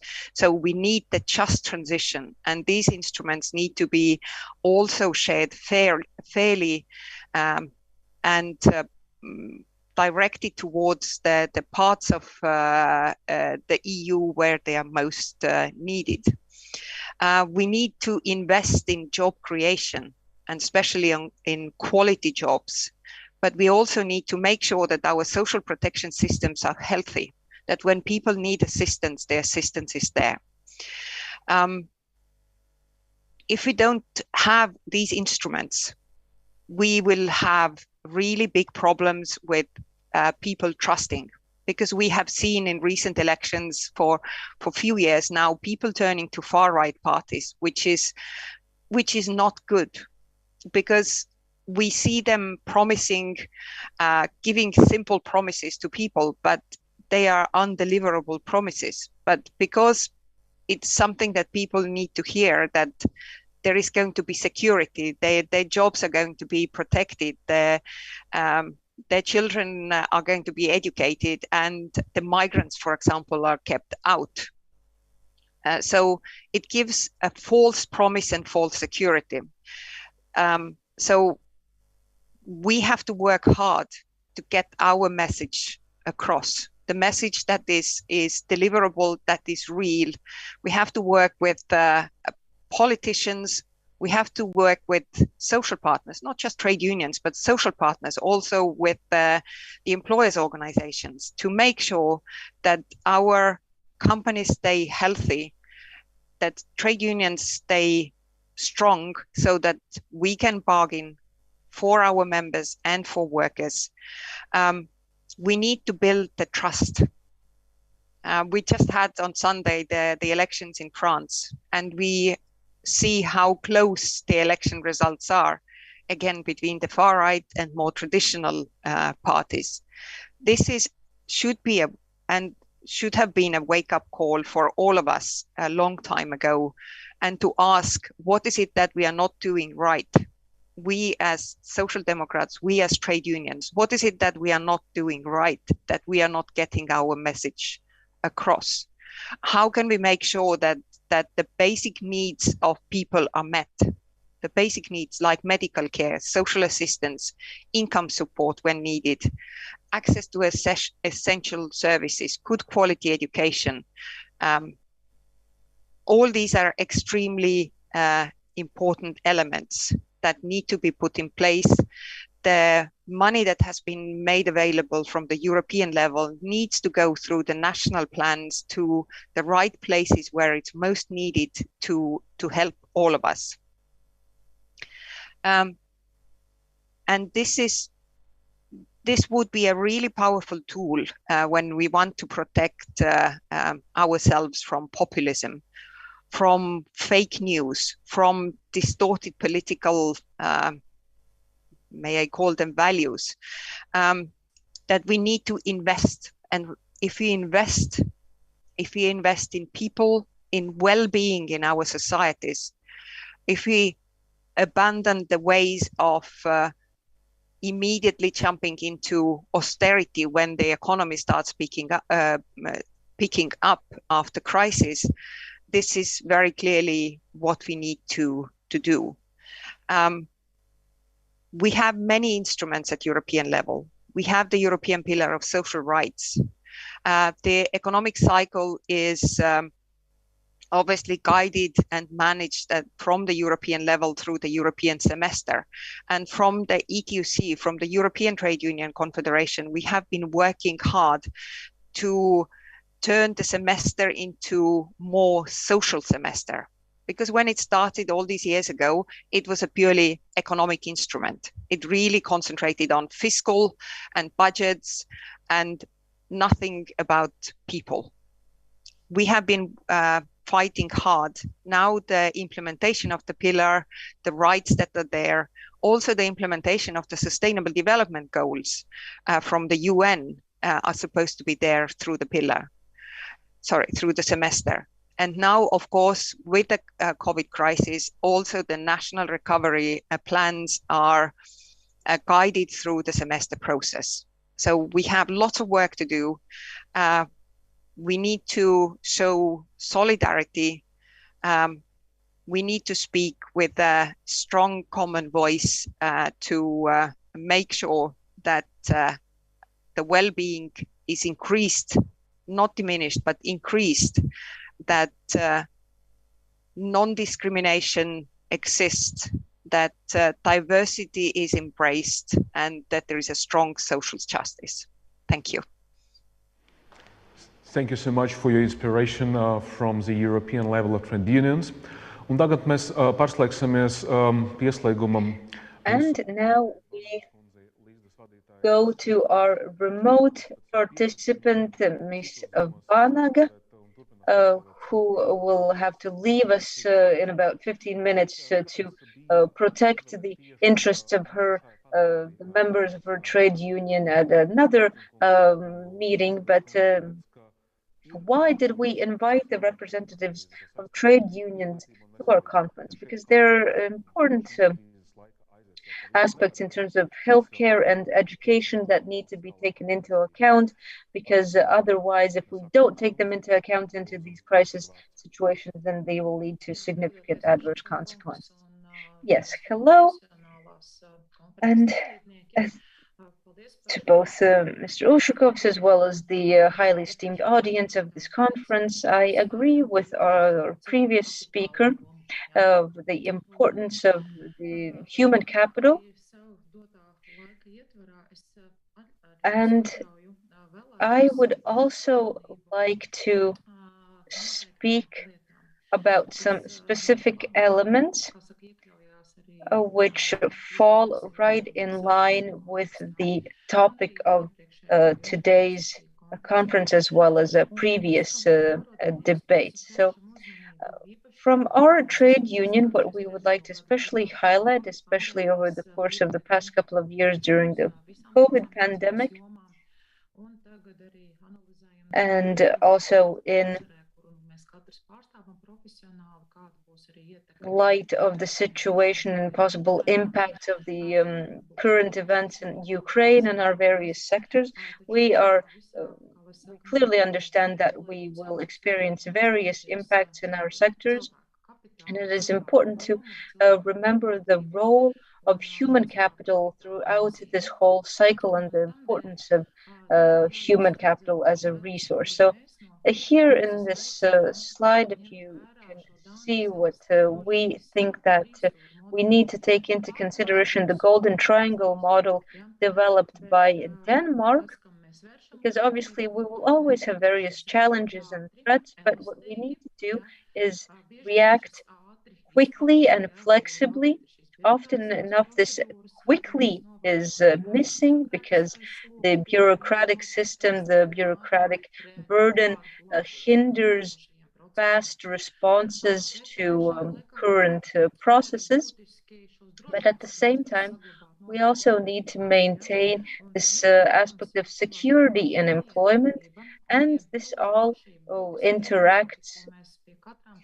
And the main elements that we need to take into consideration at all possible levels. So what our trade union believes are the four most important elements based on the Danish model.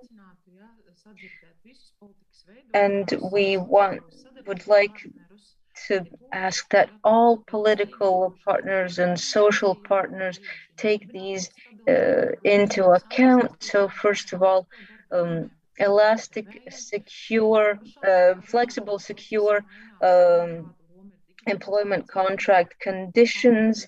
And we also have to take into consideration a lifelong education to improve people's competitiveness, improve their skills in line with the requirements of the current labor market.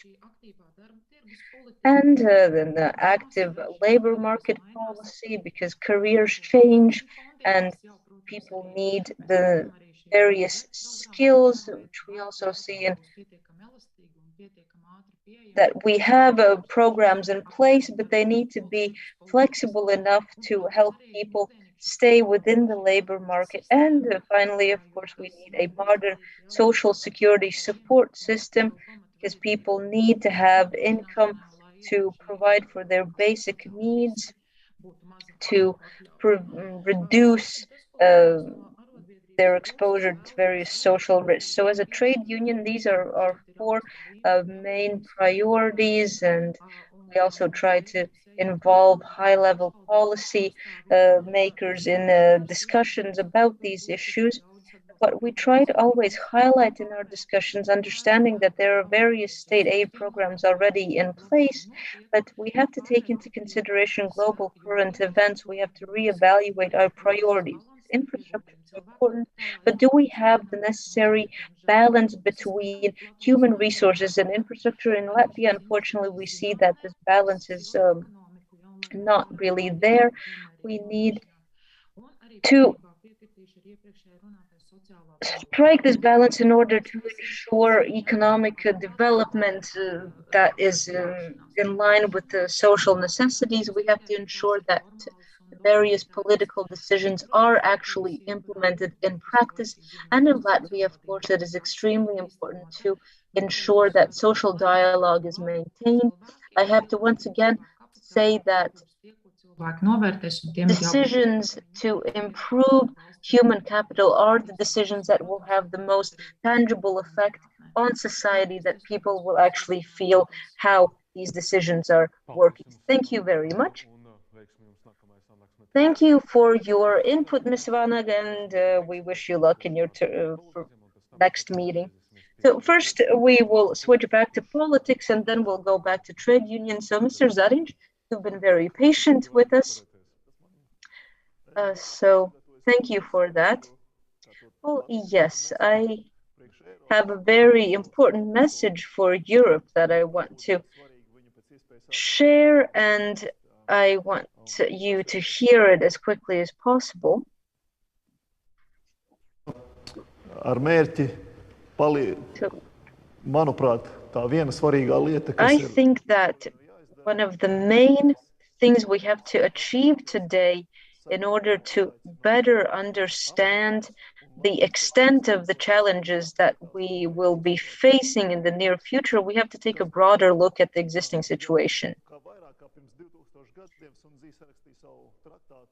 More than 2,000 years ago, the tractate on the art of war was written, and this looks at this, also pertinent to the situation where we find ourselves today. The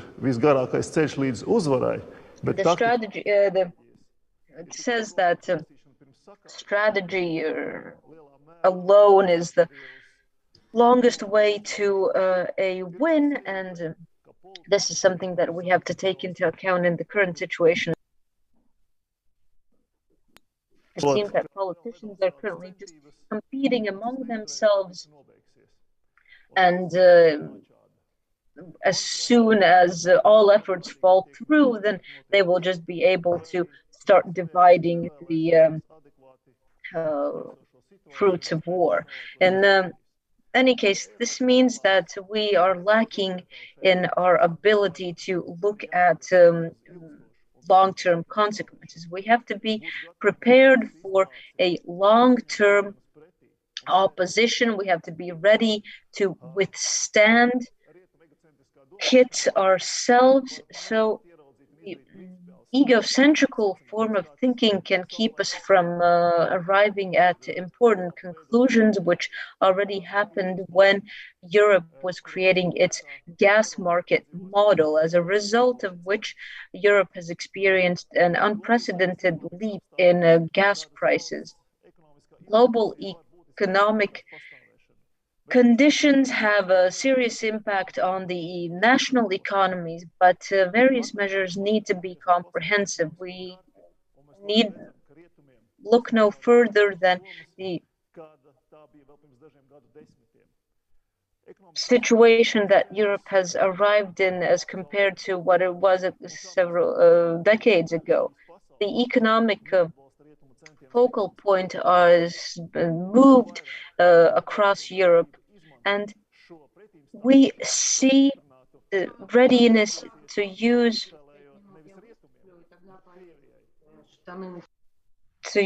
this opposition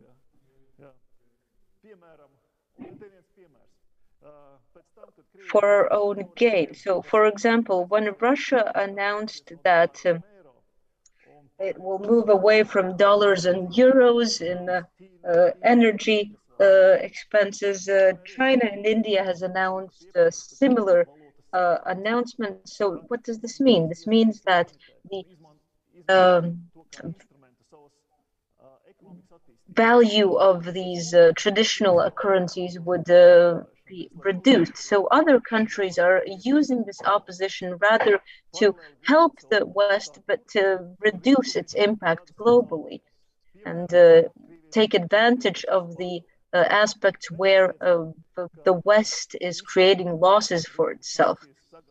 There is no doubt that in the short term, Western sanctions will create major problems for Russia's economy.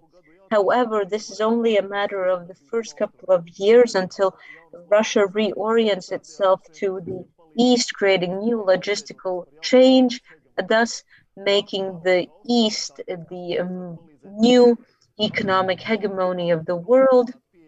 And this will allow Russia to avoid the sanctions from the West without direct conflict with the West. So the West needs to take into account that this situation can not only create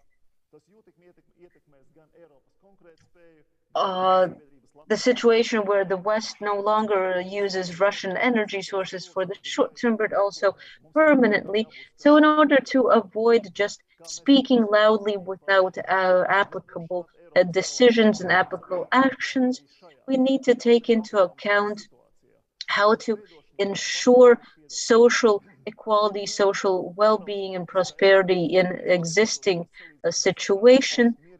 The Western elite has lived in peace for so long, and without having the need to take strict and immediate decisions and making the bureaucratic machine take all of these decisions, all of this has led to a certain degradation of the political elite in Europe.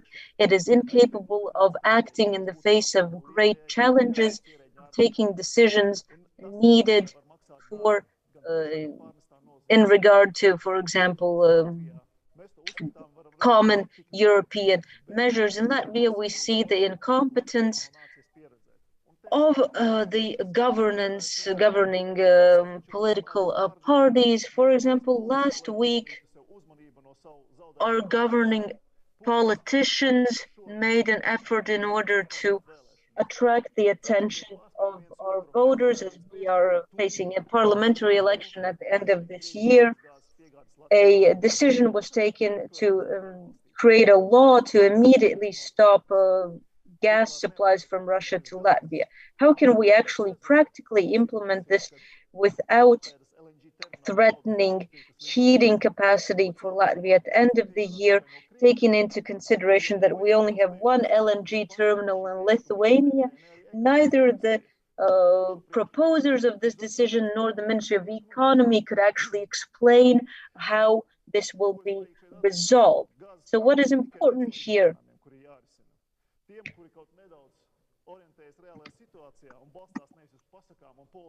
Those who understand the existing situation and base themselves on actual facts.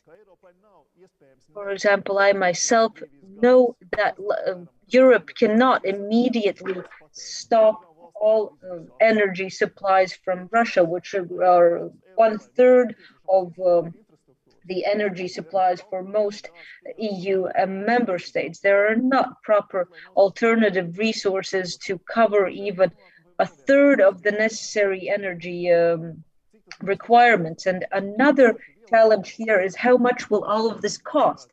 It's simply food for thought in regard to the Latvian market. Energy prices have climbed fivefold over the past year, and our government needs to understand the consequences of their incompetence to correct the amendments they have already supported to ensure that Latvia has the gas it needs. So we have to ask the question, how much heating will cost in the next season? How many people will be actually able to pay for this? What will be the social costs and impact, especially if we take into consideration that prices will rise not only in the energy sector, but also for other products such as foodstuffs? All of this will have a significant impact on the competitiveness of European manufacturers, and this will have an impact on the social well-being of our citizens. As Social Democrats, it is our duty to draw attention to the upcoming challenges and call for relevant solutions to be sought already today in order for Europe to be able to overcome the upcoming challenges without undermining citizen trust in the European values. Similarly to the situation during the COVID pandemic, we have to create a situation that helps people overcome these challenges, helps industry overcome these challenges. What we need to keep in mind is that in parallel, we also need to create instruments and tools that will help the European economy transform in line with the new situation, where we have to take into consideration the impacts of the sanction war to ensure that Europe does not lose its competitiveness. We need to introduce comprehensive measures to improve Europe's abilities in human capital and digitalization. Without these measures, we will encounter the same fate as the Roman Empire, which lost all of its grandeur and splendor. It is in our hands to ensure that this does not happen. We have to give this opportunity to Europe. Opportunities grow by them being used. Thank you for this optimistic address. Let me be frank with you, it was a bit frightening. And I would also like to thank my colleague Regina Lochmiller, who was patiently waiting for her turn to take the floor. Regina, my apologies to you. The floor is yours. Regina, it would be nice if you would also mute your microphone. Hold on a minute. Yes, so good afternoon, everybody all over Latvia and everyone from other EU member states. Good afternoon also to those who are watching us online via live stream. Russian invasion of Ukraine began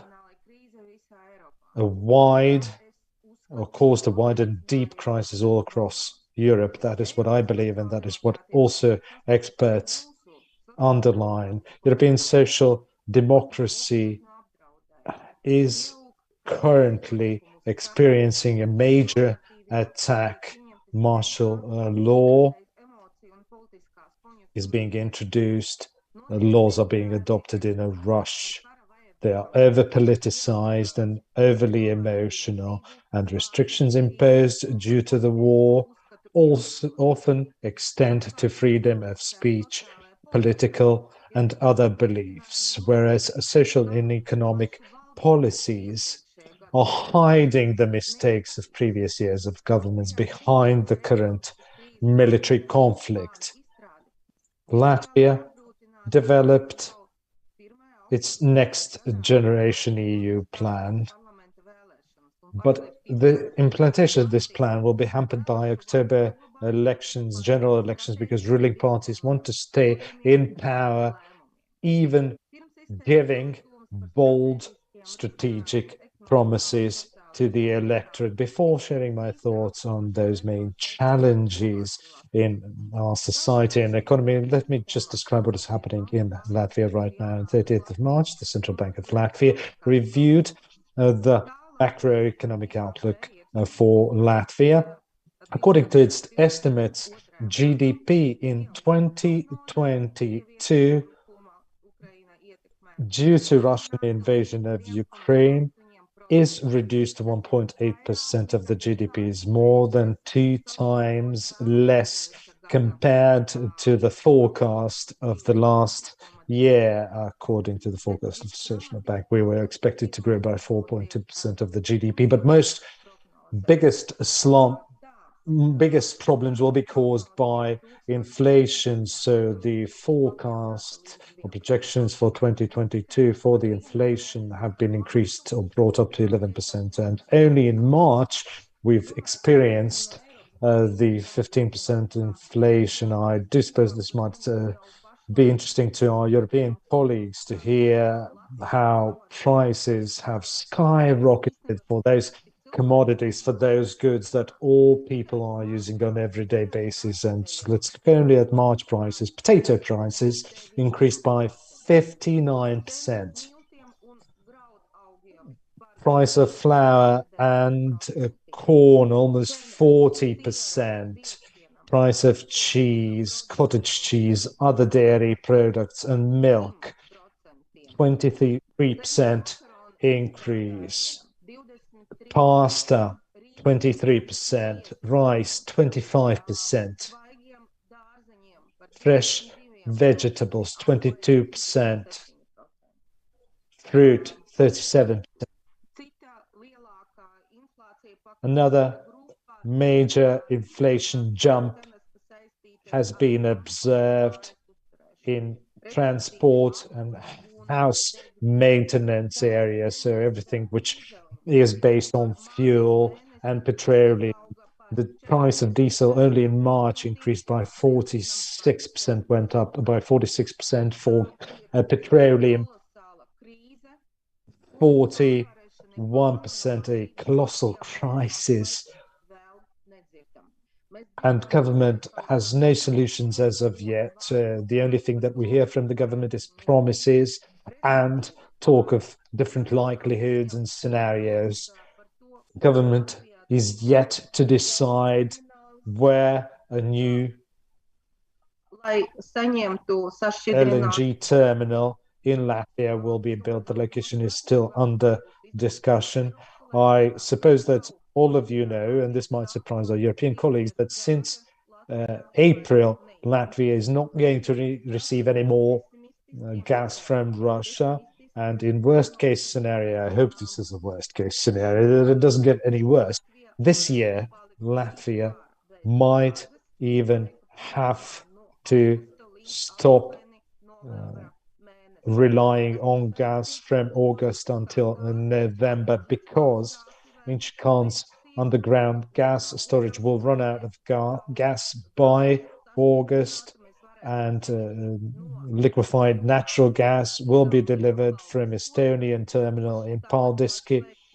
Only after it is finished, the construction will start in nearest future. So, and that is the sort of the quickest source that Latvia, Estonia, Lithuania, and Baltic countries will have together with Finland. And government needs to have a plan ready for transition to no gas economy and households for about 4 months again, from August until November. The government doesn't have this plan as of yet. The only thing that I've heard from the experts is that, they are suggesting people to buy at least electric teapots to have an opportunity to boil some water. So we'll have basically 4 months to go until August, so not a lot of time for the people to prepare. So it is quite troubling. As regards to proposals that we heard today, or opinions that we heard today, about the RRF version 2.0, which will be available for the EU member states, including Latvia, to overcome various crisis problems. That is something that has been mentioned. What I think about this is that GMI, introduction of GMI, single European GMI, is wrong. We cannot currently curb inflation. Prices are skyrocketing, and GMI will not fix this in any way. We need to use another tool.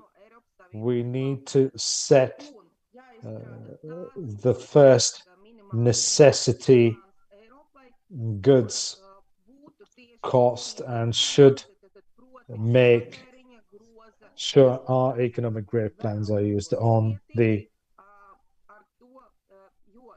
basket of main consumer goods.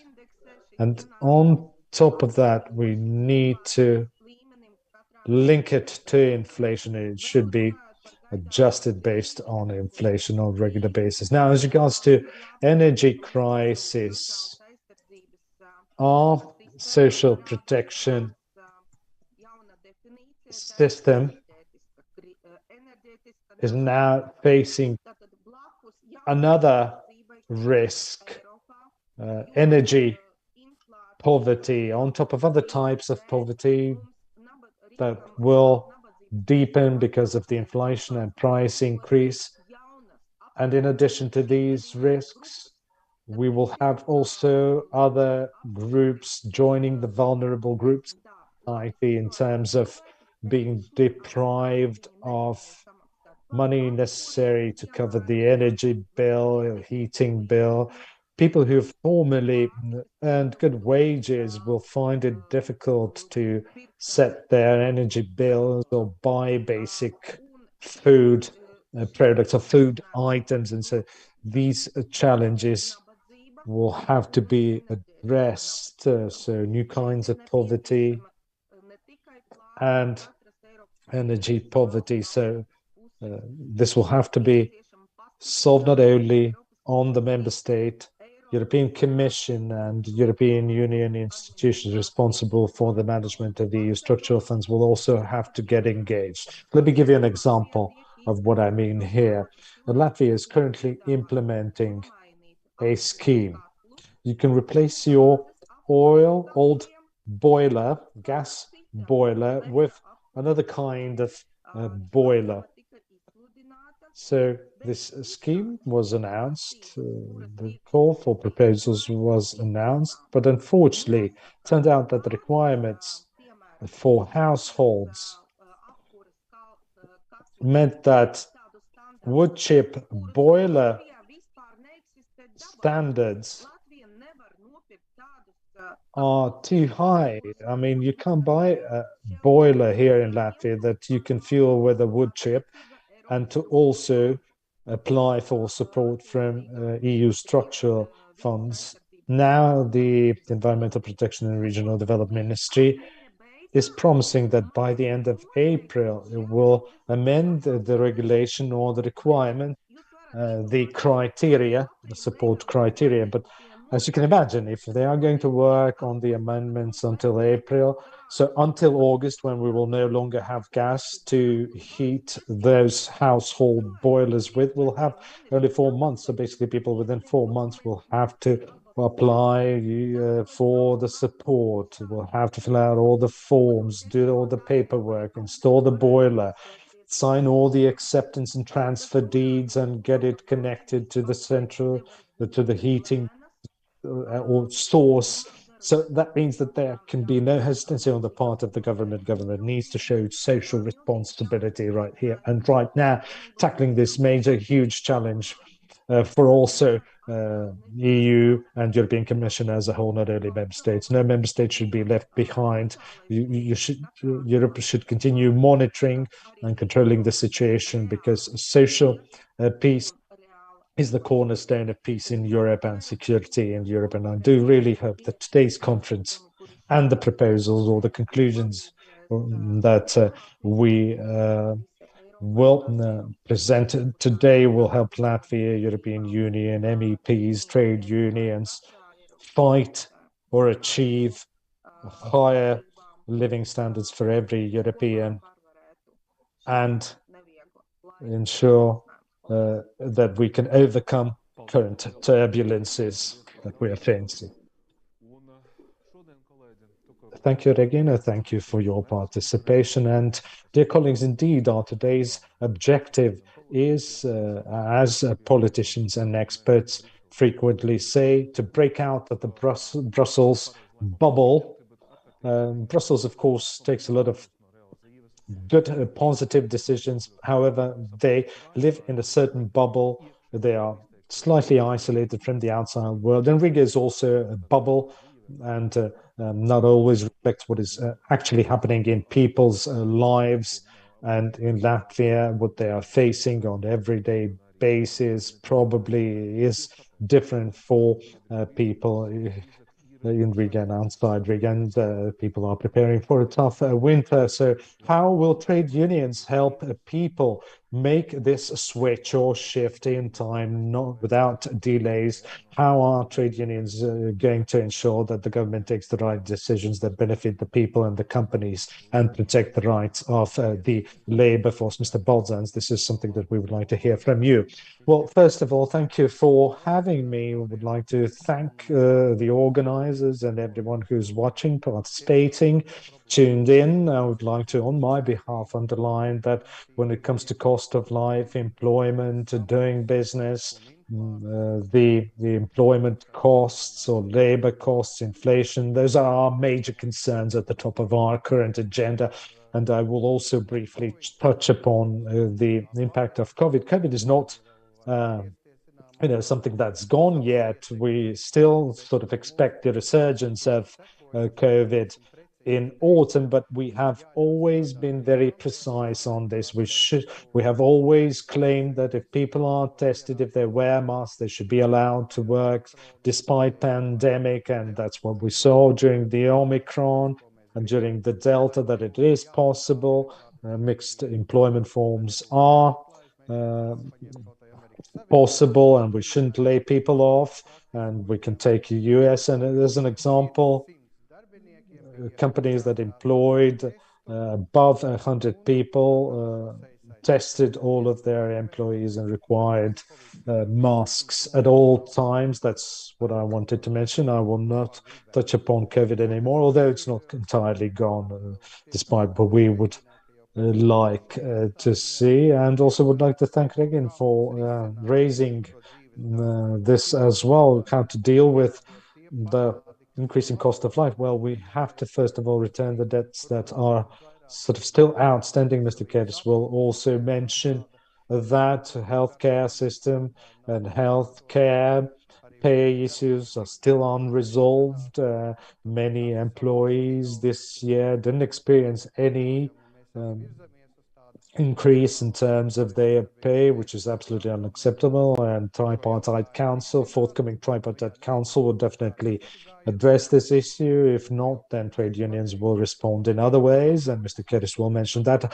I would also like to speak here about the teacher pay increase, which is currently the big unknown, but still very significant. And we have to continue, this dialogue on all issues where government is the employer. Policemen, people working in culture do not have other employer. Firefighters are employed by our state, by our government. So their pay increase will be high on the agenda. And then as regards to businesses, as regards to the corporate sector, it is important to make sure that the tax burden, the labor tax burden, which is higher than in Estonia and Lithuania, is reduced. Things are getting better in order to boost the competitiveness of our companies. And secondly, how we will reduce the extra costs, the investments that our companies will have to make in order to keep up in terms of competition with our neighbors, Lithuanians, Estonians, and other EU countries, so that our labor force is paid enough, that we are competitive enough, and that our social budget is still full. And also collective bargaining, collective agreements with a number of strategic issues between employers and employee representatives also require support of government and Ministry of Finance so that no taxes are applied on different stimuli, like, for example, covering transport or traveling costs, especially in regions for people to get from their home to their workplace, and also the support to the vocational education, reskilling, in particular of the employees within company to switch from one position to another, including higher education and vocational education. So these are strategic priorities beyond any doubt. I would also like to underline that also the cost of living is something that we should be concerned. For example, fuel prices, petroleum prices that are increasing, as mentioned by Madam Lorchmiller, are raising, a lot of questions. Why, from 1st of April, did we have to introduce an additional green tax when the Russian and Ukrainian war is going on? Why did we need this bio component tax that is making each liter of petroleum 8 to 10 cents more expensive? Why now? Why from April 1st now? I think it is absolutely wrong. And Saima Economic Affairs Commission also requested the government to revisit this issue in order to assess how fuel prices can be curbed. And why? Why? Because it is a major cost component in any service, in any product. And it means that prices are going up. So it is just, pardon the pun, fueling the inflation. And, usually the small inflation is the aggregate of 5-6 months. It is not the inflation due to transporting the product from manufacturer to the shop. So we should be looking ahead 5-6 months and should be adjusting prices accordingly. And I'm not saying that the government is not doing anything. It's reducing DSO tariffs and prices. It is reducing the energy distribution tariff, but it's not enough, and the inflation will continue rising probably into the summer. That is something that needs to be addressed urgently. I would also like to add that we should not forget that if, for example, you have the rapeseed oil that we are producing, manufacturing, if we add it to the diesel and it is 50% more expensive than a month ago in Europe, and if we spend so much money on diesel, we are also will have to pay more for the products on the shelves of our shops. And trade unions are not going to compromise, or the government is hoping. If we don't curb the inflation, trade unions will have to insist on bigger inflation adjustment. And according to United Nations, food prices have increased by 12.6%, and this is a major concern all round. So we should see the big picture. Even before Ukraine, energy, gas, heat, transport costs were going down. Ukraine only pushed inflation further, but this is something that we should address and ruling parties and opposition parties should come together on solutions on this. And the National Tripartite Council is also a great platform for discussing the possible solutions. And we hope that the employers, trade unions, and the Union of Local Governments, Latvian Academy of Science, and Latvian Trade and Industry Chamber will remain united, because this is about our well-being, the survival of our companies, something that needs to be the focus, needs to be priority, despite where you work, be it parliament, trade union, municipality, or a company. Without working together, we'll achieve very little. Thank you. Thank you, Mr. Keris. We have just emerged from one crisis, and also perhaps with many efforts from the health sector. Still, the crisis was hard, and we are now approaching a new one. So what can be done at European level for us to not only learn from the previous crisis, but also develop the healthcare sector further? Because if we make any mistakes now, they will have long-term consequences. Thank you, Mr. Ushakos, for this wonderful question. Thank you for being the first member of European Parliament from Latvia to raise this issue. And in this regard, I'd like to say, give the following presentation. So hopefully the slides will work. Thank you. So today's conference is dedicated to the future of Europe. And of course, we can't speak about the future of Europe without speaking about social justice and the social dimension. I'm trying to switch over to the next slide, but I don't seem to be succeeding. Could someone from the technical service perhaps assist me in this? Yes, thank you. All right, there we go. So there is a reason why the President of the European Commission, at the beginning of last year, when we were at the height of the pandemic and the fight against the pandemic, she said that it is time to adapt and reinforce the social pillar of the EU to ensure that the solidarity between generations is truly extensive and comprehensive, to ensure that skills and innovations and social protection, social rights are supported in a balanced and comprehensive manner.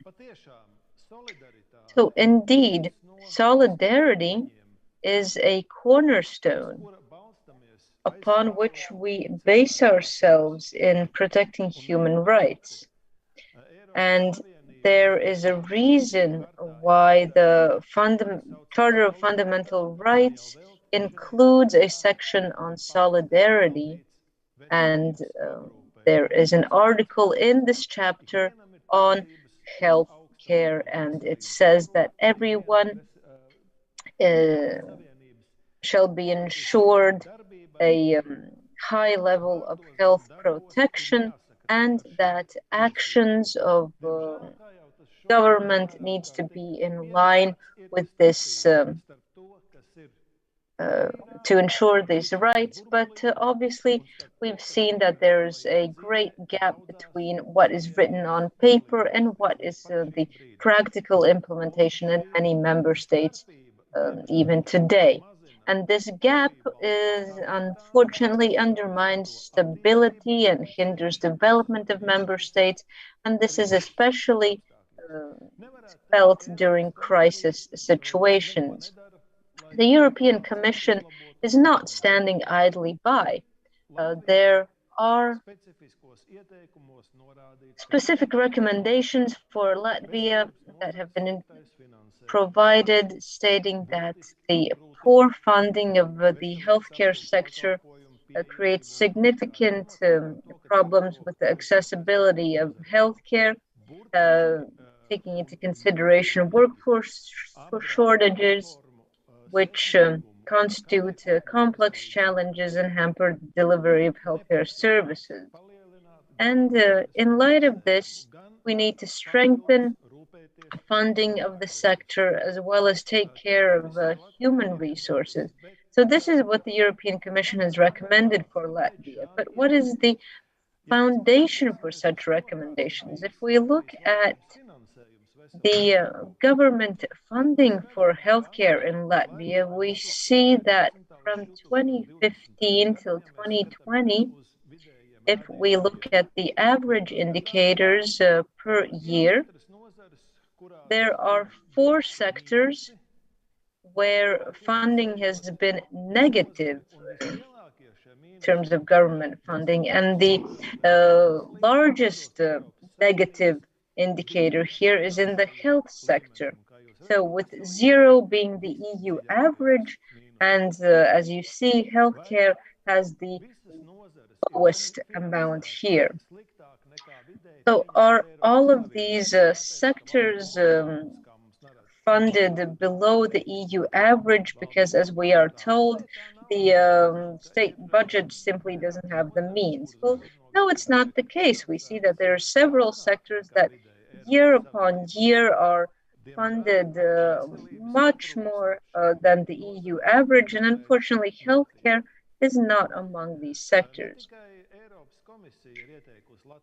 It's not only the European Commission that has recommended Latvia to take special care of healthcare and human resources in healthcare. The same has been recommended by the OECD.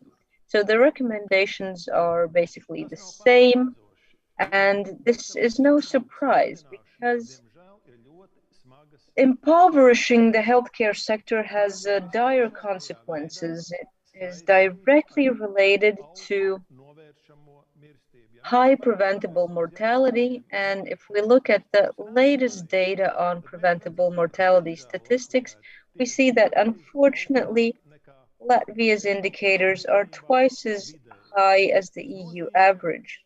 So that means that over the course of a year, we lose several thousand people due to our impoverished healthcare sector. And if we look at how Latvia ranks among OECD member states, then unfortunately we see that Latvia's statistics are among the worst. And this is both a shame and a threat to our country. Here again, I have to say that the European Commission has adequately tried to draw the attention of Latvia's politicians to these issues, and thank you to the European Commission for doing so. But unfortunately, the Latvian government, for unknown reasons, has failed to listen to these recommendations, and as we see, is planning to actually reduce funding for healthcare over the coming years. Trade unions have objected to this time and time again, but our objections are not heard. Latvian government and the coalition has decided unanimously that they must ensure budget funding for security and defense, and this is a grounded decision. However, Latvia thankfully is not experiencing deaths from war, but people are dying because of underfunded healthcare. And in such a situation, to not listen to social partners, not listen to trade union recommendations from the European Commission and the OECD, and to reduce funding for healthcare is absolutely unacceptable, and it cannot be understood. Not to even mention salaries for medical professionals. So what are the conclusions and recommendations based on what has been said so far? Of course, in reinforcing the social rights pillar, we must make a joint effort to ensure that high-level healthcare is available to all generations, not only on paper, not only in the Brussels bubble, but also in real life. And if the social pillar is strengthened with the aim to ensure that business interests, social protection, solidarity, and rights to healthcare need to be reinforced in a balanced and harmonized way, then the social dialogue needs to be reinforced at all possible levels, because dialogue is what helps achieve these goals.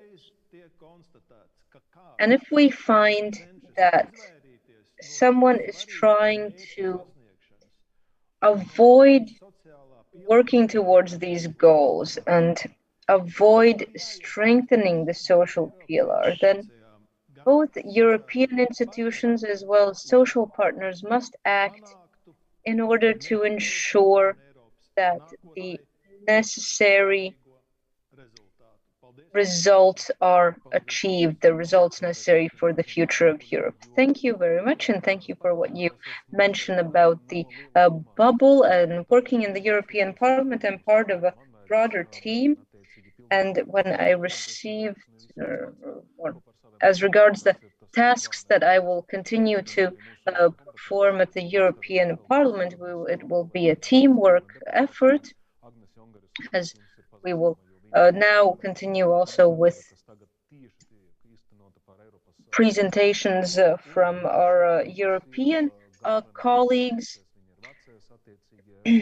Agnes Jongerius, who is the head of the Netherlands delegation, and Gabriel Bishop, who is vice president of the S&D group in the European Parliament. So these issues that we are discussing today from the point of view of trade unions will allow us to provide recommendations for both local measures to be applied as well as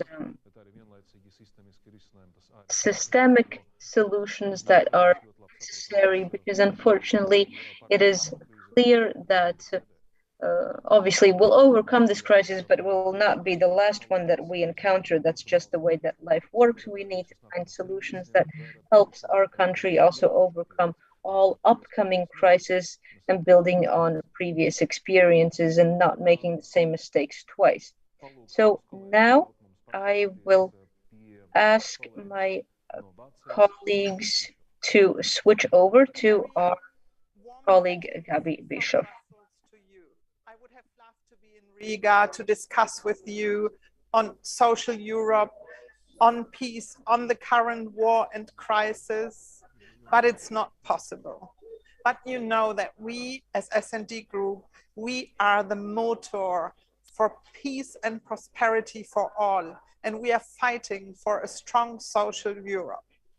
At the moment, after already a decade of crises, we face a real big crisis with this war in Ukraine, and we have to defend democracy and our values to the outside and in the inside strongly. We have to find joint answers. I think this was our advantage in the COVID crisis, and it also shows that we are better off if we react united in a crisis like this war, and with millions of women and children fleeing from war, and European society open and with warm hearts to greet them, to help, to support. But we need also political answers here. People have fears that the war might spread. They have fears that we are running into a crisis where we might not have enough energy, not enough food, face really severe challenges. If we react strongly and united, and we do so in the European Parliament, then we can overcome these challenges and hopefully even come stronger out of this crisis. Because this is something we experienced, that Europe, when it acts jointly, takes bigger steps in these times of challenges of crisis. You are together also to discuss the future of Europe. And it's very important that we have a European Union that is capable to act. And that means we have to improve competences. We also have to overcome problems when we cannot react fast and united. And this is for us the important goal that we as S&D Group aim at. We want to strengthen democracy, rule of law. This also includes protection of minorities. We cannot allow new forms of racism and also of hate speech. But we also, regarding Poland and Hungary, have to make sure that defending democracy and rule of law has the right tools in the hands. And here we have to strengthen these. I would have liked to engage with you in debates how we can strengthen social Europe. For me, it's very, very important that we use the conference, the opportunity to make sure that economic freedoms do not prevail over social rights, especially fundamental social rights. Here's our opportunity with strong minimum wages that make sure that we have upward convergence, better living conditions for everyone in Europe, and that we have equal pay for equal work of equal value everywhere. So there will be other opportunities to discuss together. I wish you very good debates. I'm looking forward to hear your ideas, how we strengthen democracy and rule of law, how we strengthen social Europe, how we can better put the well-being of citizens in the focus of our European policy, because in the end, people will only continue to support this great project if they realize we are all better off in a strong, in a united, and also in a European Union that puts the citizens in the focus and is not just a common market. Hope to see you all soon. Great debates. Bye-bye.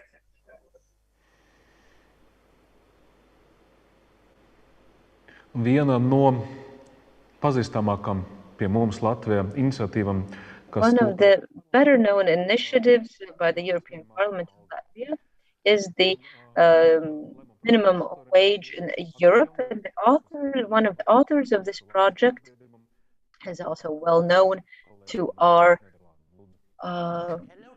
trade unions in Latvia, so Agnes Jongeris. But I would like to send you this virtual message. I would like to thank the organizers of this event, and I would like especially to thank Niels for all his work and for bringing us together in this week to talk about upcoming challenges for the European Union. Because we have seen everywhere in Europe that inequality in society is increasing. The gap is widening, and the corona crisis has reinforced the divisions that were already there. That's why I'm fighting in the European Parliament for a social, sustainable and fair economy, where quality employment goes hand in hand with economic development. We have already taken important steps.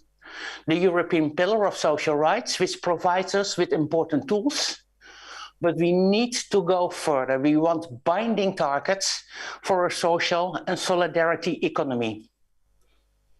It should be a given in the European Union that everyone has access to a decent job and fair pay. But today, unfortunately, this is not always the case. 1 of 6 employees in Europe doesn't earn enough to make ends meet.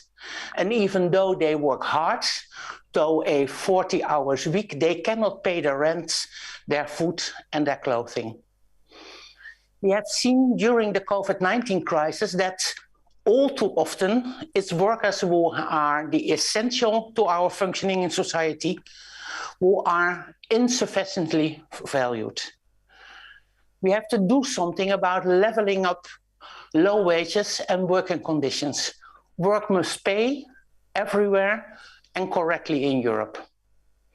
It's time that we stand up for our frontline workers who keep our societies afloat, for those who work hard every day because their hard work deserves fair pay.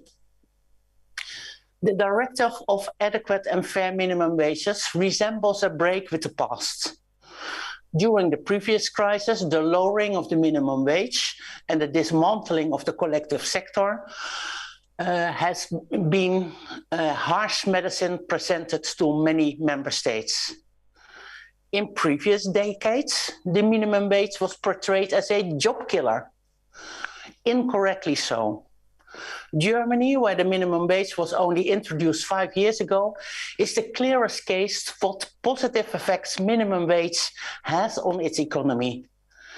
Higher minimum wages boost demand, create jobs, and create an upward social convergence.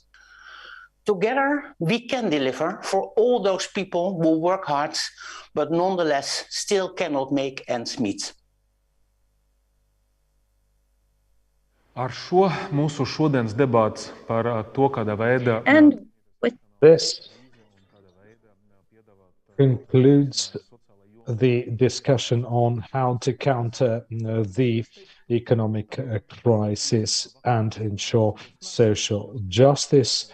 And I have one question, a rather naive question that I would nevertheless like to ask, and then I'll announce what we are going to do tomorrow on the third day of our conference. So the question is, how can I help overcome the crisis? And the comment was either with money and who is going to supply that money. So we talked about the European Union support to the member states, both individual support to individual member states as well as the overall support of the European Union to the whole Union. And I will try to answer this question as simply as possible. Now, as regards to European Union, Latvia and COVID crisis, EU is not given credit. It is rather providing grants to countries like Latvia, thanks to the RRF and also other financial facilities and instruments. But again, almost half of the funding will be provided by the European Union in the form of grants that will be approved by Brussels. How fairly and justly are they implemented here? That is the question that we shouldn't be asking Brussels, but local politicians right here. So that's first. Secondly, we can spend countless hours talking about European values, all kinds of paradigms, and who's got the real power and what are the ends and means. However, right now, considering war in Ukraine, everything which is happening which is affecting petrol, gas and oil, we do understand that this is critical for all of us. We need these critical resources. We cannot survive alone without the European Union, not because we are small, not because we are alone here in Latvia, but we will be able to overcome this heavy crisis much better if we are united in the European Union, 27 member states. And for us, it is important to have this membership in the European Union and rely on the safety and security of European Union in the future. Can you imagine what is going to happen if right-wing parties win in the France election? And Madame Le Pen becomes a prime minister and France suddenly decides to exit the European Union? Then, of course, the crisis that we experienced in 1991 or 1990s rather will seem just like a mild breeze to everyone. We're indeed lucky to be a member of the European Union at these turbulent times, and this is, I think, a good note on which to finish our debate on social justice tomorrow. We'll have much more exciting topic in many senses, probably not as important as the economic debate, but nevertheless, we're going to talk about disinformation, how to counter disinformation. We'll have experts who will represent media sector and Stratcom, NATO Stratcom, which is responsible directly for the countering of disinformation. That's the first session. And in second session, we will have Russian-speaking Russian newspapers and media, both from Russian opposition media from Germany and from Estonia as well. And we'll talk about linguistic minorities and how to make sure that linguistic minorities receive information which is based on facts, and such information outlets are available. Thank you, and see you tomorrow. Thank you, colleagues.